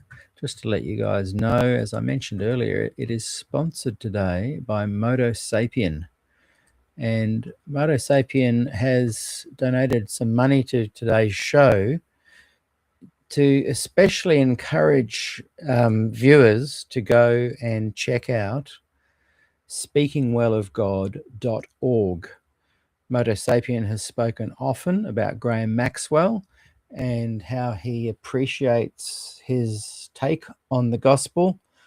And so he is sponsoring today's program and making it a reality as I get 86 of season 2's episodes out into the general public, out on YouTube, Twitch, Twitter. It's going everywhere today. And I think 6 different channels we are now going live to. And I just want to thank Modo Sapien for being today's sponsor, for making this show possible, and for encouraging us to go and check out the website speakingwellofgod.org. Go and check it out. And especially conversations about God and can God be trusted. They're all available there for free from speakingwellofgod.org. Thank you very much, Modo Sapien, regular viewer and contributor and supporter here at SDAQ&A. And yeah, really appreciate your support. And I encourage everybody, go and just check out Speaking Well of God. And now back to 2020 as we continue this fascinating interview with Dr. John Paulien, who at the time, a lot of people have been asking, was an employee and an Adventist. And my understanding is that he still is an employee. I don't think he has retired yet. Back to the program. Just an interesting note, Michael W. Campbell has written here, yes, it is available online. I was one of the organisers that came up with the idea. So there you go. Michael, we'd love to interview you on some questions on doctrine topics. If I'd have known Michael was here, I just turned it over to him. But yeah, so my recollections are mine, but the conference was amazing. And I'm grateful to Michael and Julius Nam and all those who helped put it together. I didn't realize he was here either. So, and he's put a link, which will be good to follow up. And audio recordings are available too. So that's exciting. Awesome. That would be special, I would say, the audio. Thank you, Michael. We appreciate you putting that there. And we'll certainly track that down. Also, someone has written, was Des invited to that at all? My impression was that he wouldn't, Michael could maybe answer that, but my impression is he wouldn't have been invited simply because he was not known for that. Yeah. I think he was part of those battles probably in the 50s and 60s as a younger person, but he didn't become known for speaking to those issues directly. I think so. Maybe that might be a reason. I mean, if you're inviting the Standish brothers, I don't think there'd be a political reason not to invite Des. And Michael, just to highlight, I'm super obsessed with questions on doctrine, so please contact me. It's interesting when we've had several speakers talk about this kind of moment where you see let's use the polemic Standish brothers, the CBs, with the more with people like Des, where you see actual moments. Norm Young in his interview talked about he and Athol Tolhurst walking the streets of Kurumbong of an evening and having dinner together when they were both retired and living near each other. And they're lovely feelings, and they do bring a lump to your throat. But boy, the CBs were mean-spirited at times too, weren't they? And I don't want to kind of just let them off the hook totally for some of the outrageous things they've done. Not that I'm asking you to speak on that, but I just wanted to throw that in there in Yeah, defense well, of people like Des that were very badly treated. I think one of the things I've really come to, this is a Loma Linda concept, but at Loma Linda, the basic idea is if you look carefully at Ellen White, I remember Dave Larson once saying very early in my tenure there, he said, Adventists generally talk about Ellen White. At Loma Linda, we read Ellen White. There's a difference between mining her and talking about her and actually just reading and getting the larger sense. If you read Ellen White, it seems that the key message of Adventism is God is love. You don't hear that much. No, I would have thought it was more get ready for Jesus. Well, but you read the statements that she makes on, and the first 3 words of the conflict series is God is love. The last 3 words is God is love. Steps to Christ, the first chapter, God is love. You see, and so the question arises: how can that be? Everybody preaches God is love. The evangelicals are all about God is love, but there's an interesting feature, and that is the evangelicals teach God is love and everlasting burning hell. And it's hard to, you can grasp with your mind, God loves me, but if you believe in an everlasting torture and hell, that qualifies the love of God and makes it insecure and uncertain to a large degree. And so at Loma Linda, we would make the point that if God is love is the most important of all Adventist messages, it's because God was seeking to cleanse that idea from the qualifiers that would undermine it. And unfortunately for Adventism, we do have some undermining qualifiers as well. One of them is the judgment. The idea, I hear one of my cars going off. I'll be careful what I press in my pocket. The judgment idea, as it is commonly, does not portray a beautiful picture of God. It's the idea, you see the fellow standing there with his head down, and Jesus got his hand on his shoulders, and he's pleading with this light out there, could you please take this guy in? I can vouch for him, and so on. And you're standing in jeopardy. And I think Des may not have framed it in the way I'm doing it now, but I think that motivated a lot of his thinking. The idea that the judgment concepts, as popularly taught, undermined the character of God. It made God look bad in many ways.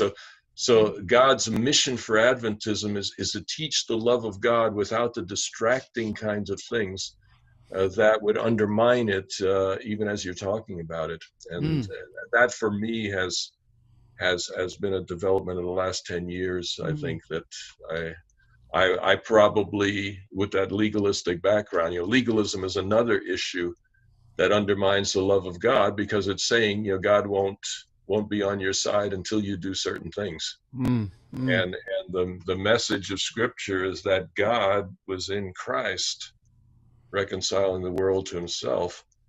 And Christ loved to such a degree that the people nailing him to the cross felt the power of his love. And some of them were converted, including a Roman centurion.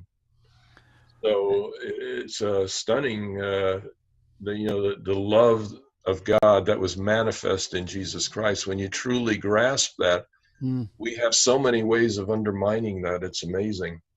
It's interesting that what you're saying there and what Des was saying potentially was that this is just putting that focus back, that the good news is that your salvation is assured because God is love. Why do you think Ellen went to great pains to suggest that when the New Jerusalem landed back on the earth and the evil made one last run at the at the kingdom that when God, destroyed them, that those that were more sinful would burn longer.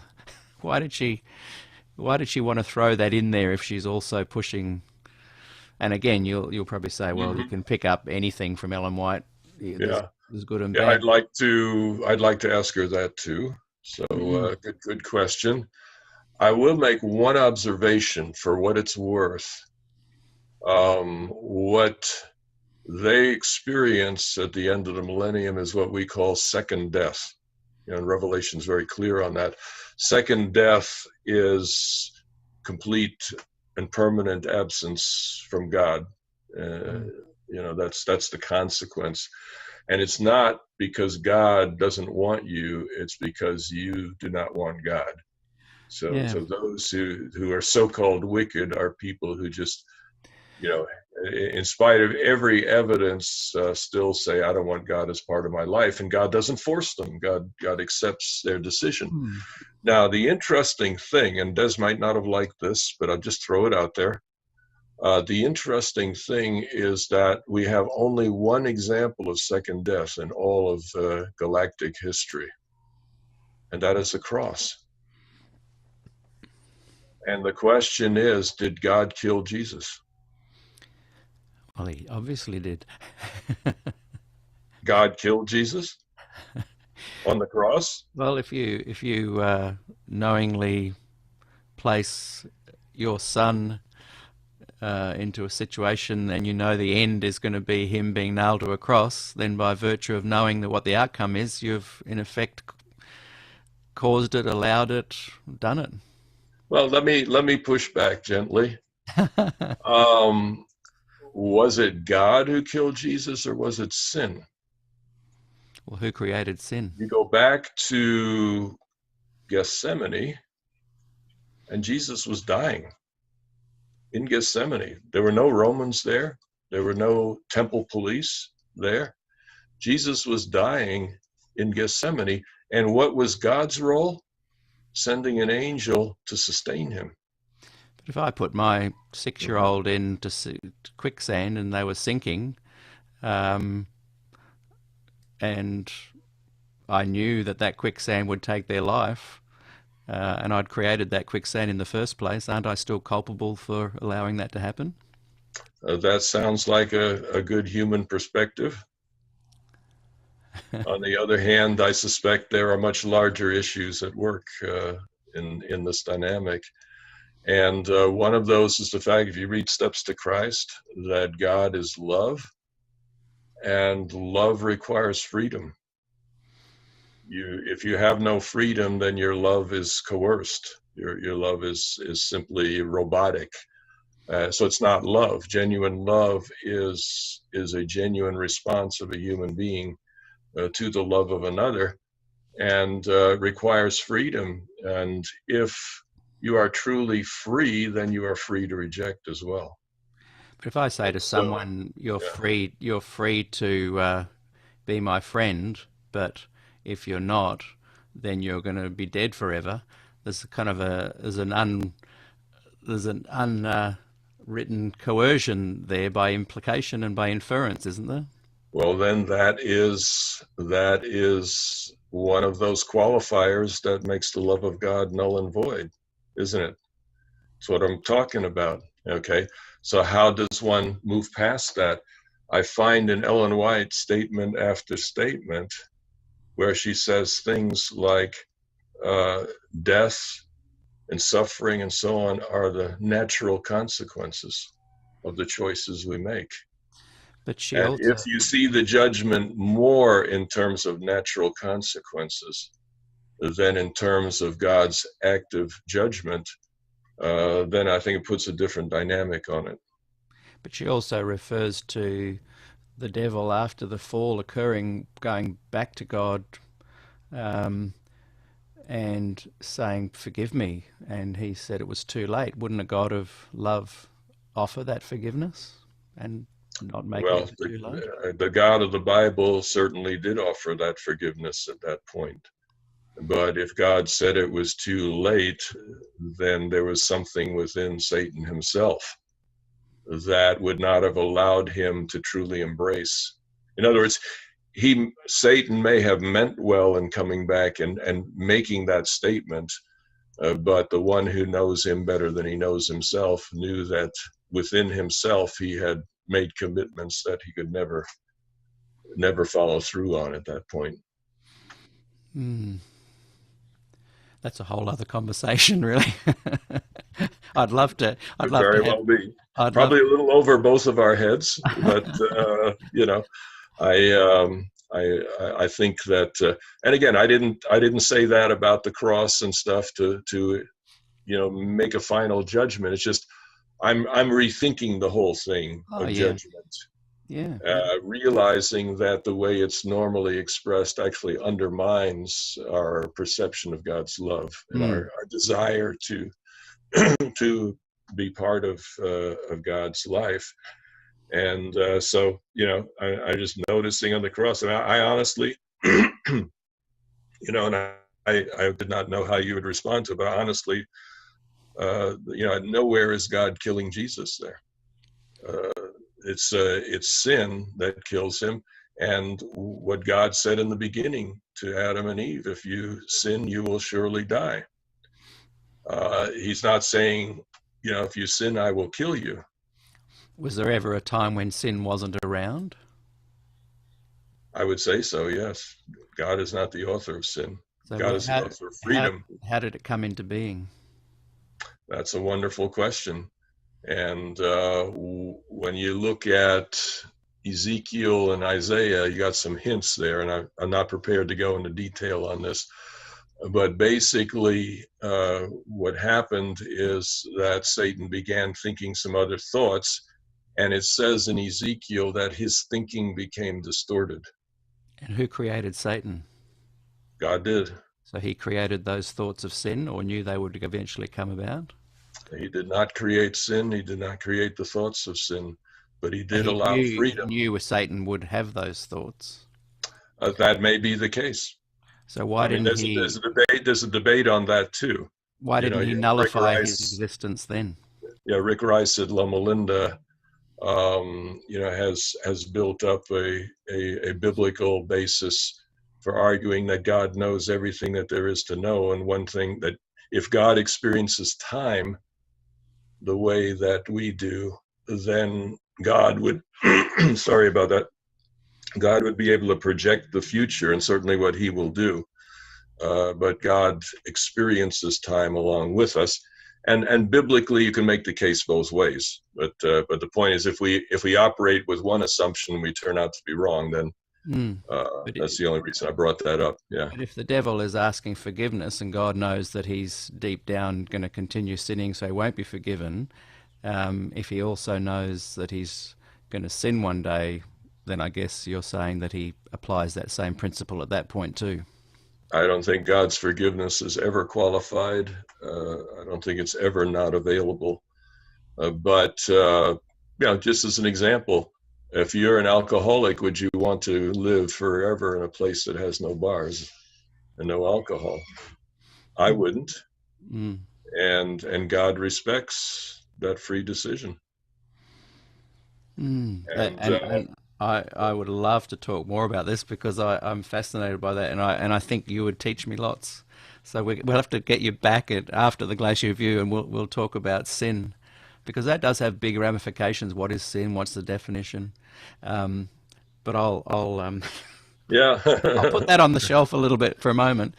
I'm 2 hours past my supper here, so we'll wrap it up. Hold some things for another next time. era. Yeah. Did you ever just two quick things to wrap up?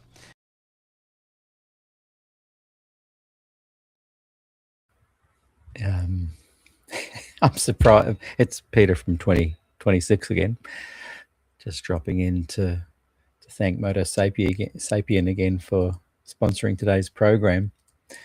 But I was surprised. I kept pushing back on him there, whether I was right or wrong. I think I asked, in my humble opinion, some valid questions there.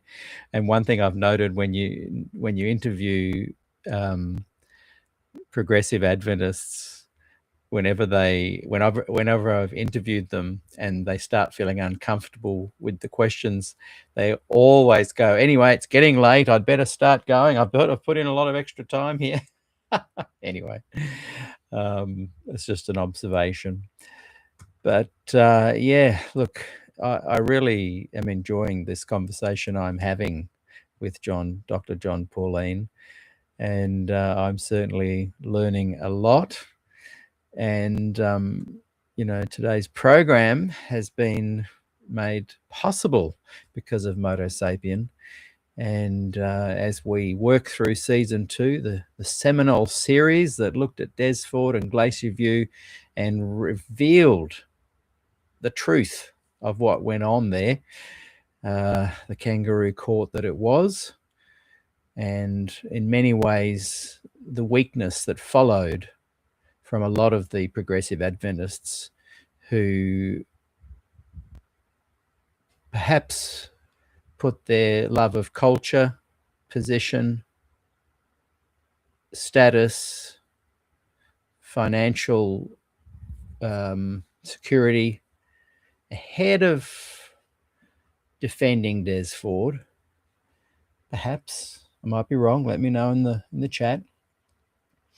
But either way, season 2 revealed so much about Glacier View, and that's why it's been languishing, deleted. Almost all of the episodes Facebook have deleted because they were live, and they delete live episodes every 30 days now. And so this incredible material is not available anywhere. That's why I'm putting it up onto YouTube, and have dedicated a YouTube channel called Season 2, SDAQ&A Season 2. Go and find it, subscribe, where these important interviews will hopefully continue to be a resource for future generations who are interested in this incredible era, the Glacier View 1980 kangaroo court of Desford. And look, the leaders may have done the right thing. Anyone that questions Ellen White's authority is really like a termite coming into the wooden structure of Adventism. And so they saw that. So, it's a fascinating topic. And for folk like Moto Sapien who are sponsoring today, I really appreciate it, because it's now finding a home. So, yeah, A, we're making it public, and B, I can only do so if people sponsor an episode. So please think about it. This is number 35. Think about sponsoring an episode, and get in touch with me about it if you'd like to. But Moto Sapien is giving people a chance to learn more about Graham Maxwell. And if you go to speakingwellofgod.org, there's so much material there. And he's encouraging you to go and look at conversations about God. Can God be trusted? But just have a good look around there for content on Graham Maxwell. And John Paulien spoke highly of Graham Maxwell and has mentioned him several times in this interview. Okay, back to 2020, and it's about to wrap up. I hope you've enjoyed the conversation. Only, I think, 10, 15 minutes left.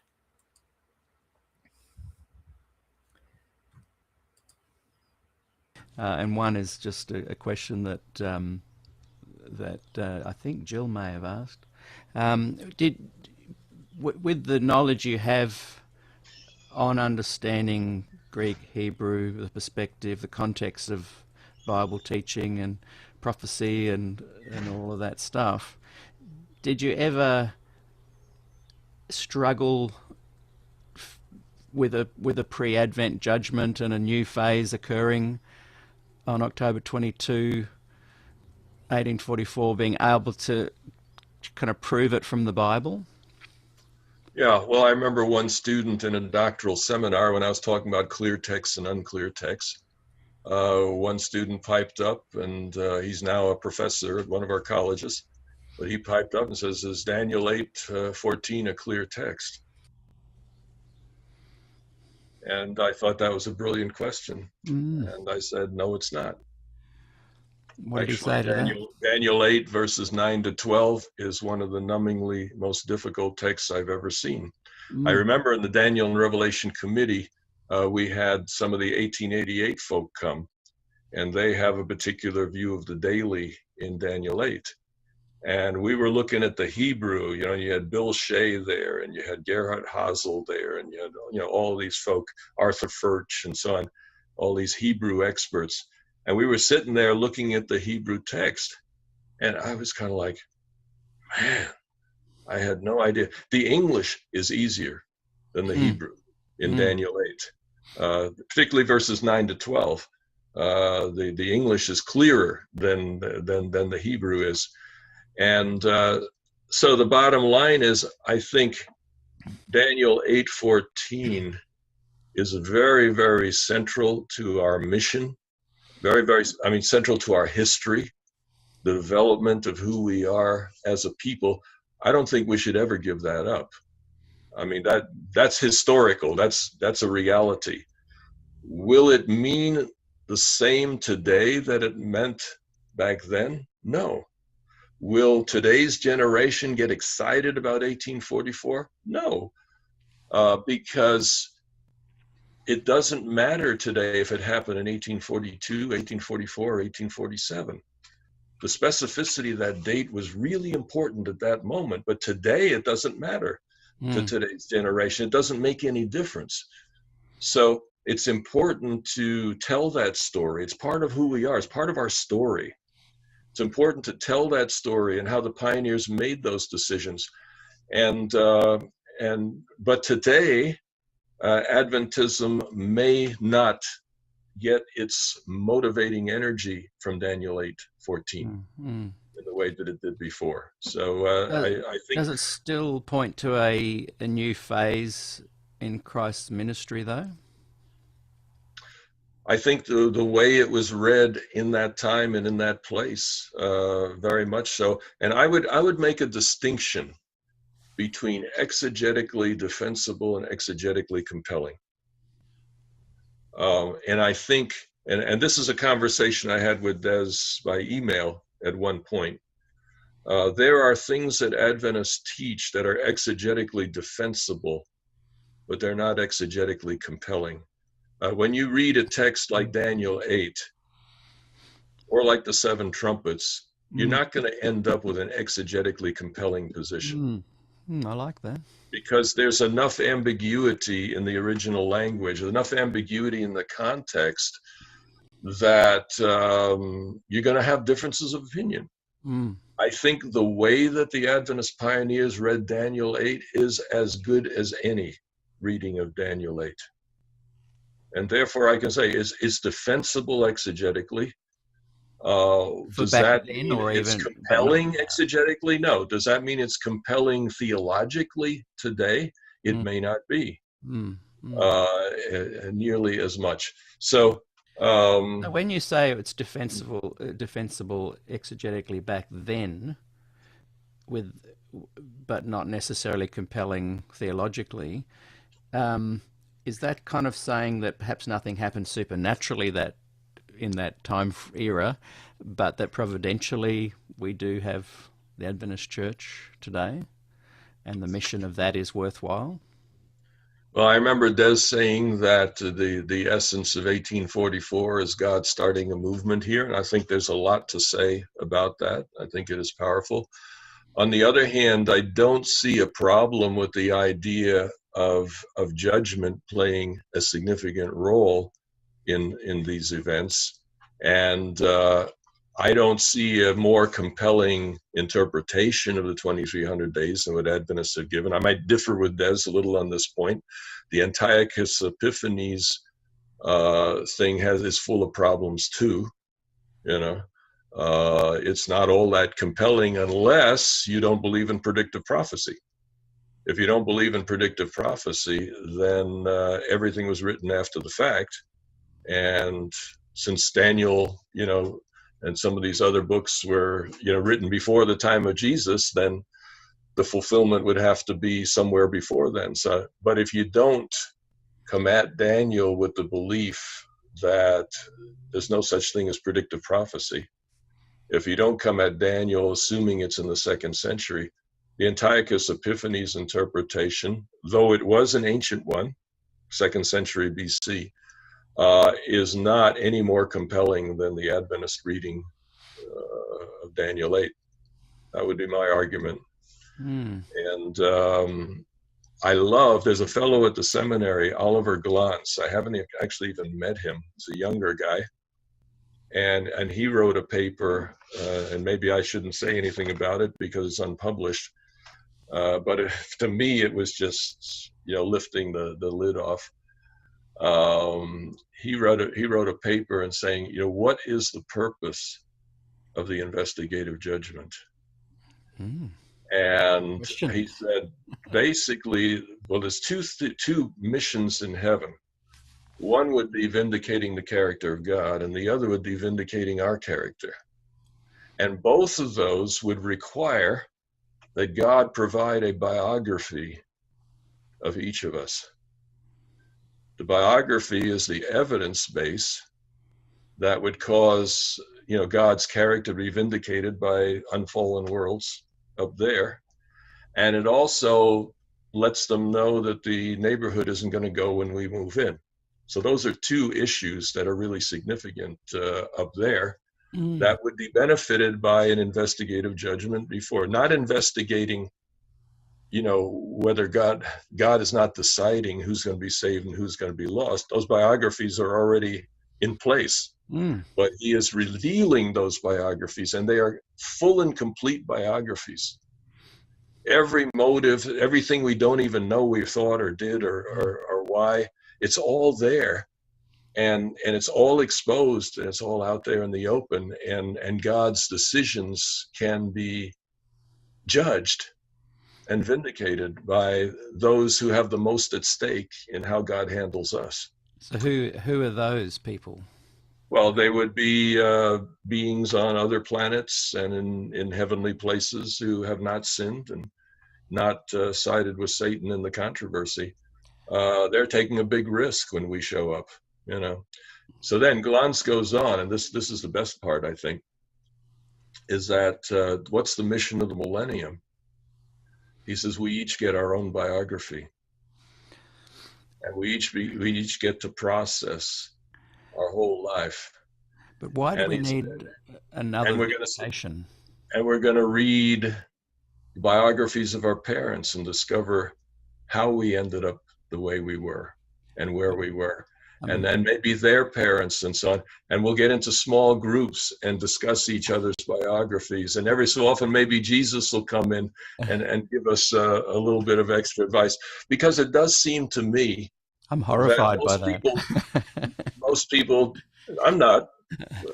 Most people, when they die, are anything but fit for eternity, it seems. And yet they may die trusting children of Jesus with a lot of hang-ups and repressed memories and flashes of anger and whatnot.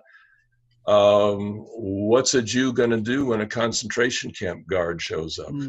That person, etc. Two things to that. Surely they've got these other beings in other planets. Surely they've got the idea now. Like, how much more do they need to see? They don't. They won't at that point. We will. Yeah, but why doesn't the end? Why doesn't the end come sooner? Surely, if the point is so that our biographies can be teaching these people how terrible sin is, it's kind of been, isn't it long enough now? Well, the Bible has only one answer to that question, and that's 2 Peter.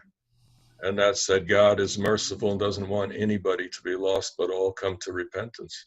So he's holding off to give a few more sperms yet to be born and turn into babies given a chance.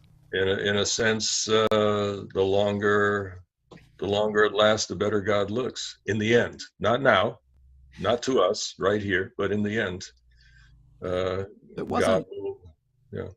Yeah, I get that part.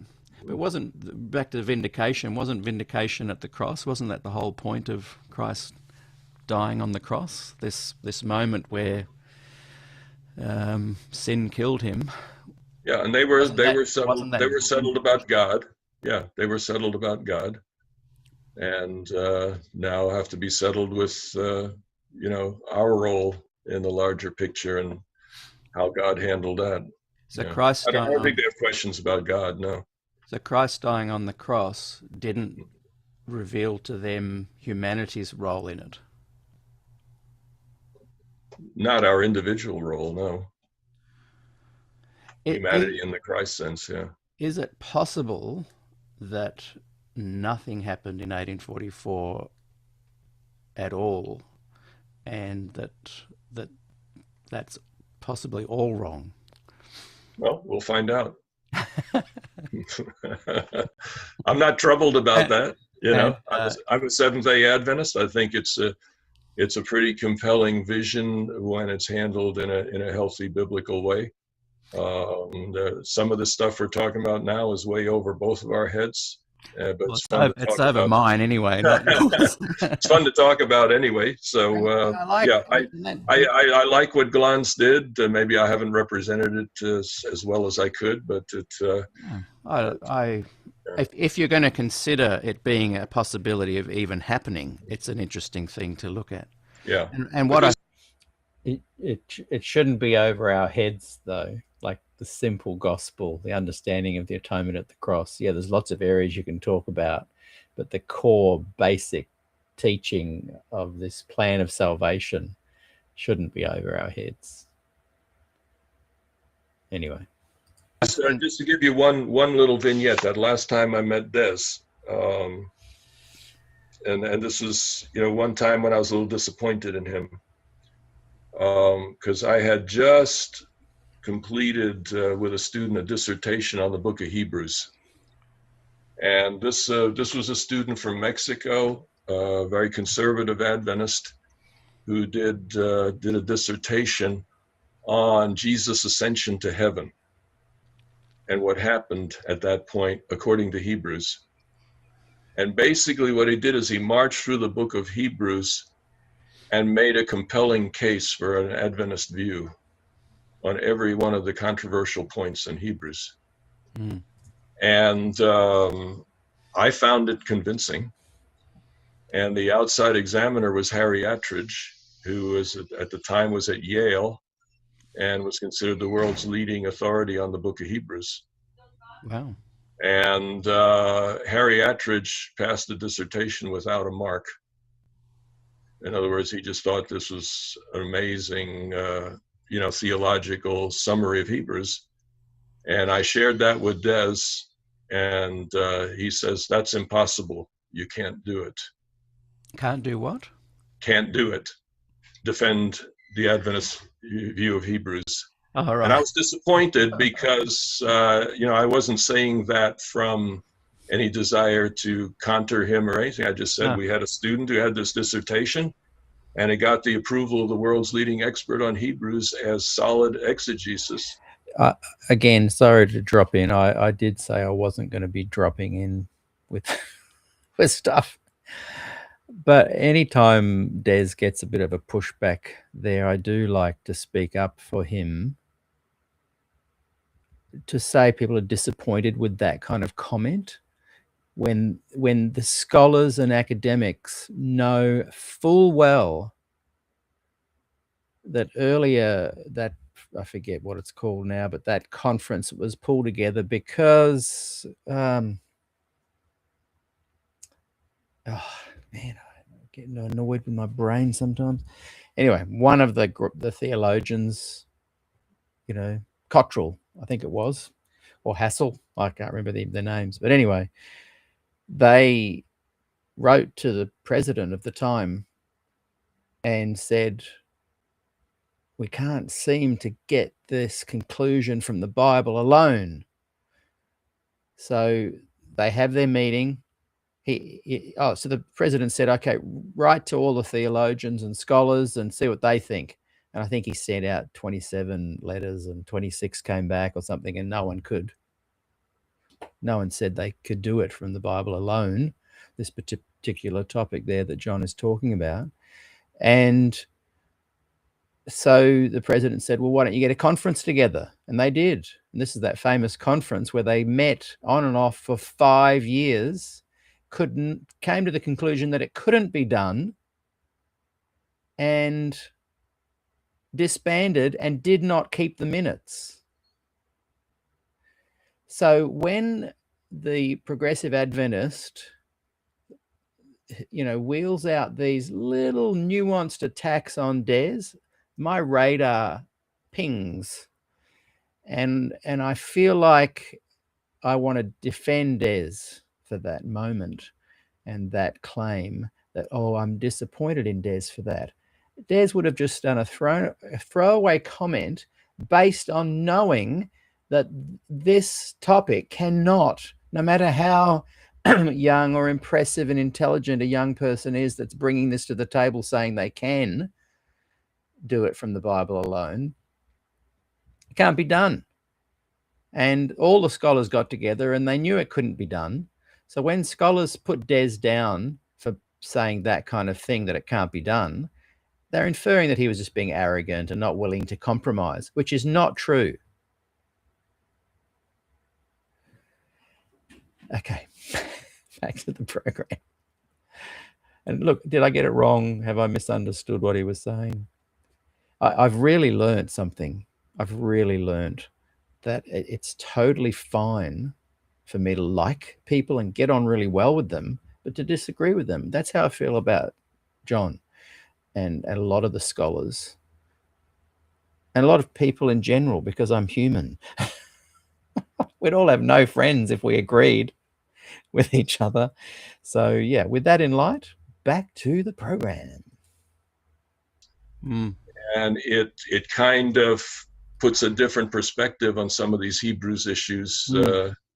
And Des simply said, nah, he says, you can't do it. I'm not interested.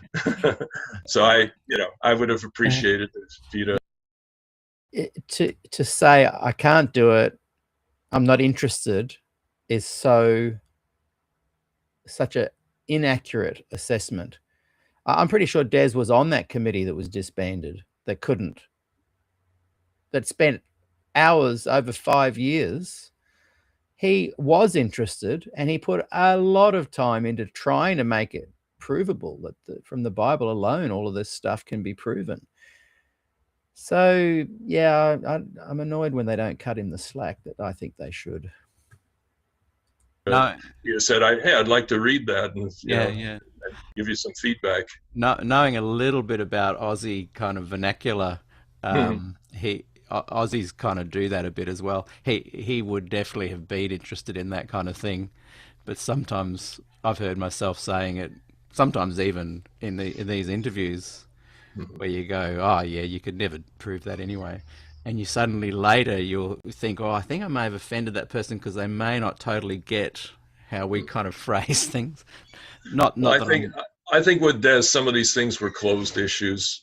He'd fought them long and hard enough, and he wasn't really interested in reopening them. That's how I took it. Yeah, and fair enough. It doesn't worth it. You don't use words like I was disappointed in him. You don't have to say that. You could say off the bat, this young bloke put this stuff together, and one Hebrew scholar said it was very accurate, and Des had been through so much with this stuff. When I spoke to him, he was like, nah, couldn't be bothered. So what? But by using words like I was disappointed in Des. Okay, back to 2020. And if you're at that place, it might not even have been healthy for him to do that at that point, to open up old wounds and try to rethink something that in his mind had been significantly settled. And you weren't even saying what your opinion was. You were just saying, here's a student, here's a very well-respected theologian. He's taking some of his source material from that. It's quite interesting. You weren't saying yourself, you can prove it. Well, I was saying I found this work very persuasive, right? And so did Attridge. So I would have hoped Des would say, "Wow, that's not what I would expect. I'll have to look into it. But he said, no, impossible, can't do it. And yeah, and again, not to defend Des, but just possibly you're right that at the time of his life, he's gone. You know what? Yeah. By the way, we did have a very close friend in common the last years of his life, and that's Graham Bradford. Oh yes. He and I worked closely together. So he was kind of a conduit. Graham was a conduit between Des and me of stuff through those years. And I'm sorry that we don't have either one of those today. Yeah. Graham, lovely man, and I'm good friends with his kids actually. Yeah. Just, one last quick thing, because I want to wrap it up in 2 minutes, because I think you've given us so much time. You're starving, no doubt, and I want to finish on a really positive note.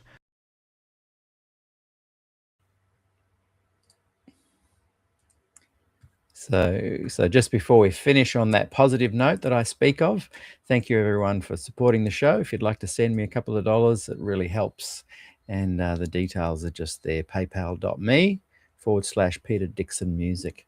And I wanted just one last time to thank today's sponsor, Moto Sapien, for, I think, doing such a good thing in bringing to light someone that I had not heard of until I met Moto Sapien here on the channel, Graham Maxwell.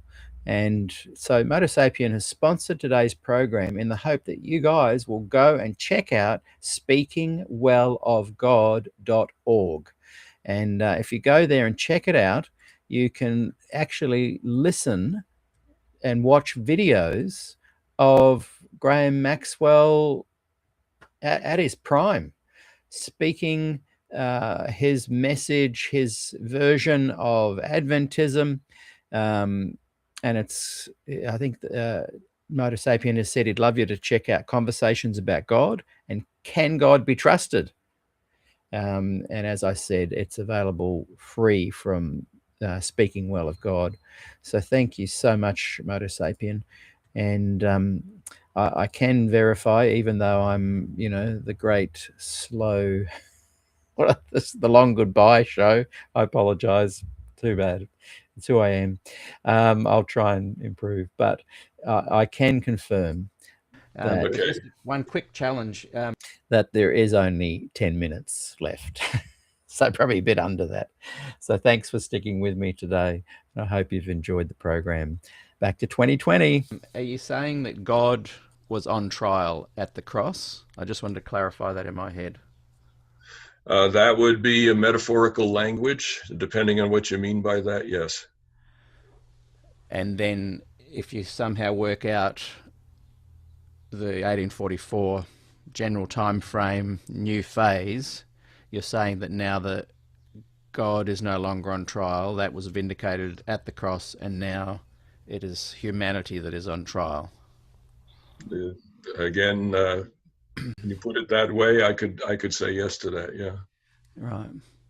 But again, sometimes one thing that's very important to keep in mind is that since none of us have seen, heard, or touched God, everything we say about God is ultimately analogical or metaphorical. Righteousness by faith is a law court metaphor. The sanctuary, is a temple metaphor that deals with cleanliness and things like that. These are all metaphors. And I think the problem is we tend to take our favorite metaphor and make it the only one and try to interpret everything through that lens. For the Standish brothers and others, the lens that they viewed everything with is a couple of isolated statements in Ellen White that says the day is going to come when we'll stand without a mediator. And how do you feel about that? Explaining that concept was somehow the central theme that and the whole structure that they put together. But clearly that would have to be metaphorical as well. I mean, the whole idea of mediation is metaphorical. And it's interesting that at one point, at least in John 16, Jesus says, you don't need a mediator. The Father himself loves you. So a mediator perhaps is a metaphor that helps us get comfortable with the idea of God Mm. through the lens of somebody we can know and see, like Jesus. Mm. And even the idea of intercession is a metaphorical idea that in some contexts isn't necessary. Yeah. Now I And, think I and that get would be also true of righteousness by faith. It's a yeah. law court metaphor. And when you play that metaphor, for me, it was very, very powerful Mm. to take a legalist and say, God is not committing some crime in saving you. That's Mm. how it felt to me. Mm. If I don't do better, it's be a crime for God to save me. And to realize that it's not was something that righteousness by faith, as Des and Bob put it out, helped me to get past that point. Today, it's not a metaphor that's nearly as critical anymore, but I needed it at that point, and there's a lot of people that need it today, I'm sure. I think I'm grasping where you're coming from, and I'm glad I just dug a little bit deeper there, and I really appreciate your answer. And I agree. A lot of this is metaphor. Maybe God is a metaphor. A lot of people claim faith in God, but I'll sometimes ponder, but can't faith be used to justify any belief? Depends on what you mean by faith. That's also a metaphor. Yeah. Faith can mean an intellectual idea. I believe this. Faith can mean that you somehow have talked yourself into putting God at the center of your life. Mm-hmm. Or I think most biblically, faith is trust in a person that you have evidence for trusting. Trust happens slowly over a long period of time in a variety of circumstances. And to me, that's what the Bible is all about. You've got a zillion stories in there that make no sense at all unless you see them through the lens of God saying, here's how I handle all kinds of difficult situations. They may be ugly situations. You may not like this story, but I can handle it. I can take this and I can bring something good out of it. And little by little, as you read through those stories, you begin to trust that the God portrayed there is someone that you can stake your life on. And that to me is the better definition of faith. And it's not just a leap in the dark or It does require compelling evidence, though, and there's those who would say Right. that the evidence that you've accrued in your lifetime that has compelled you to have faith of that within that definition is not compelling for them. And if you're willing to stake your life on that, some people will make that decision. Yeah. Because that leads a lot of Christians to then claim that their way, the Bible way, is the only way, when perhaps it's not. Was that a question? I don't think so. It was rhetorical with a possible opening for you to say something if you wanted. Yeah. Certainly, nature gives us a mixture of evidence. For many people reading the Bible, it's a mixture of evidence. I do think when you read it in light of a cosmic conflict, the Bible makes more sense. And some of those stories that are extremely difficult start making more sense. And over time, I think if a person comes to the Bible with an open and positive heart, they will see more and more evidence that God is truly gracious and so on. And we can close with this, but there's a text that until last year I never thought was very important, and that's Nehemiah chapter 9. And I just read it with new eyes about a year ago and just blew my mind. Yeah. Because Nehemiah 9 is a summary of the whole Old Testament. It starts with my computer is about to die because where I am, it's not plugged in. Anyway, so that'll end this very precipitously shortly. Can't cut off just now, though. Yeah, well, it's in battery saver mode. That means we probably have a half hour or so, but let's not twist it. We'll wrap it up. but basically, I just lost my train of thought. The profundity of this new perspective as you read Nehemiah. Yeah. Oh, yeah. Yes. Nehemiah 9. It's a summary of the whole Old Testament, and it tells two tales.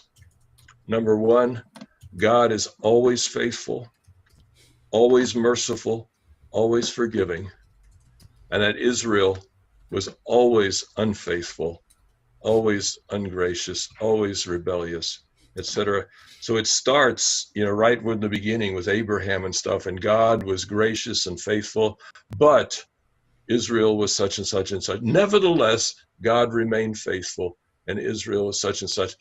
In other words, the Old Testament, according to Nehemiah, is basically giving two messages. One of the character of God and one of the character of human beings. And that in spite of human character, God remains faithful, remains relentless in his love and his pursuit of human beings. And only a settled determination not to allow God in your life can counter the relentless hesed love of God. That's a wonderful Hebrew word that means relentless love. And it's used of God probably more than any other word. So Nehemiah kind of summarizes the whole Old Testament with all those ugly stories and says the point of this story is that God is faithful no matter how many terrible things go on. And I think the purpose of those stories is there to little by little build in us a trust in that God when we face similar circumstances ourselves. And how exciting that, this is only in the last year you've stumbled across a new perspective. And I think that's wonderful. And in this conversation, I've noticed that with you, that you're open, you're gracious, you're articulate. You've really shared some of yourself with us, what you do, and I really value that and appreciate you going above and beyond today for us. And I just wanted to finish by really making a statement, and you're welcome to comment on it, but of gratitude to what you're doing there at Loma Linda, and what a marvelous place it is. And you've kind of helped spotlight and given us an insight into some of the incredible things that are happening there that are quite unique, and I appreciate that you've done that today. Well, thank you. It was good to be with you, and this discussion has gone all kinds of places I wasn't expecting, and so I hope it is beneficial in the long run. And all discussion. If not, we'll find out soon enough. Thank you so much, John. I've really appreciated it, and I know our viewers have too. Thank you very much. So that's the interview there with Dr. John Paulien. I loved how he said at the end, it went different places he wasn't expecting. That's the joy of SDAQ&A conversations. I don't even know where they're going most of the time. But I did appreciate those last few minutes there when he was talking about metaphors. I do look at life a lot from, metaphorically, I guess. And yeah, it's it kind of really, I was able to then go, okay, I can now look back on everything he said and understand it a bit more, where he was coming from, whether you agree or not, or I agree or not. When you understand a person's kind of anchor point, you can understand then all the spill off, and why when he defined faith, it for me is more confidence, not faith. Yeah, well, if everything is metaphorical, well, you can see why someone would say that. And I am genuinely impressed with his kind of leadership, and no judgment to these guys. I've said lately that I think they should have spoken up more back then, but really I don't think that. I'm really meaning that now they know this stuff, and they've seen the last 6 years where change hasn't happened. They've seen the last 90 years where change hasn't happened. They've noted that the foothold they've talked about would eventually start gaining traction and influence hasn't happened. I just feel like now they could re-speak up, particularly post reclaiming the prophet that got banned when they did speak up. I'd love them to just to speak up now, not necessarily with all their words and their word salad, but more in action. I'm not judging the past. I'm not judging 6 years ago. I am suggesting that these guys have an opportunity, a window that is closing, and I'm just cajoling. My job is, guys, if you truly, just as an observer from the outside, if you truly see value in this kind of Adventism that puts Ellen White in a different perspective, if you truly see value in that, you have to get organized, networked, coordinated, start your own regional conferences. Something has to, don't. But I'm not attacking. I'm challenging you with an observation that I don't think people on the inside can see. I'm on the outside looking in, and don't take my advice. I might be wrong, but at least ponder that window is closing. And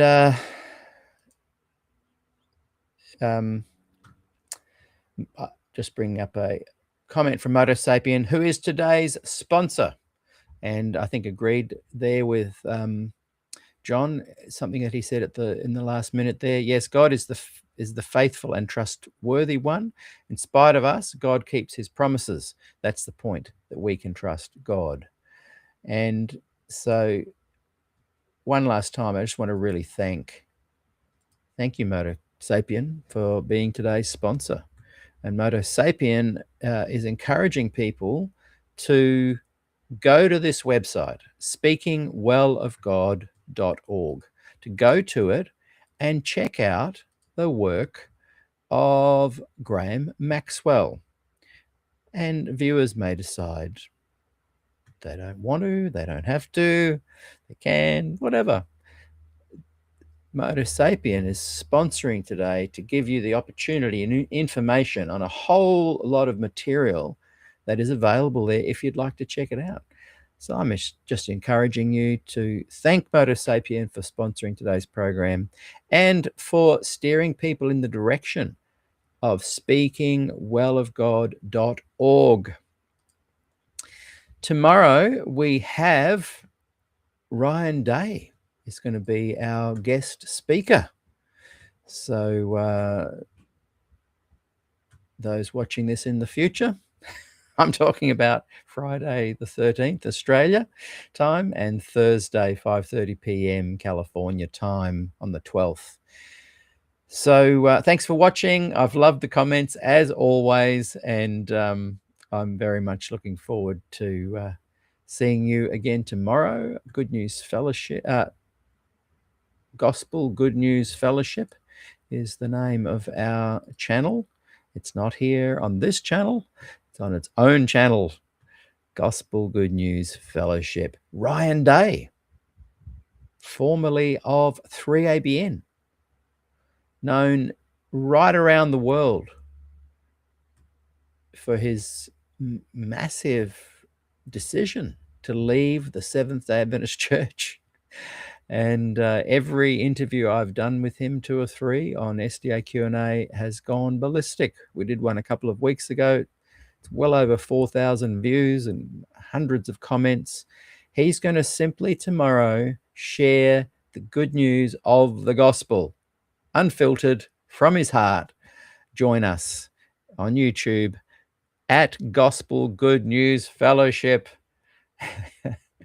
And thanks, everybody. Look forward to seeing you then. See ya.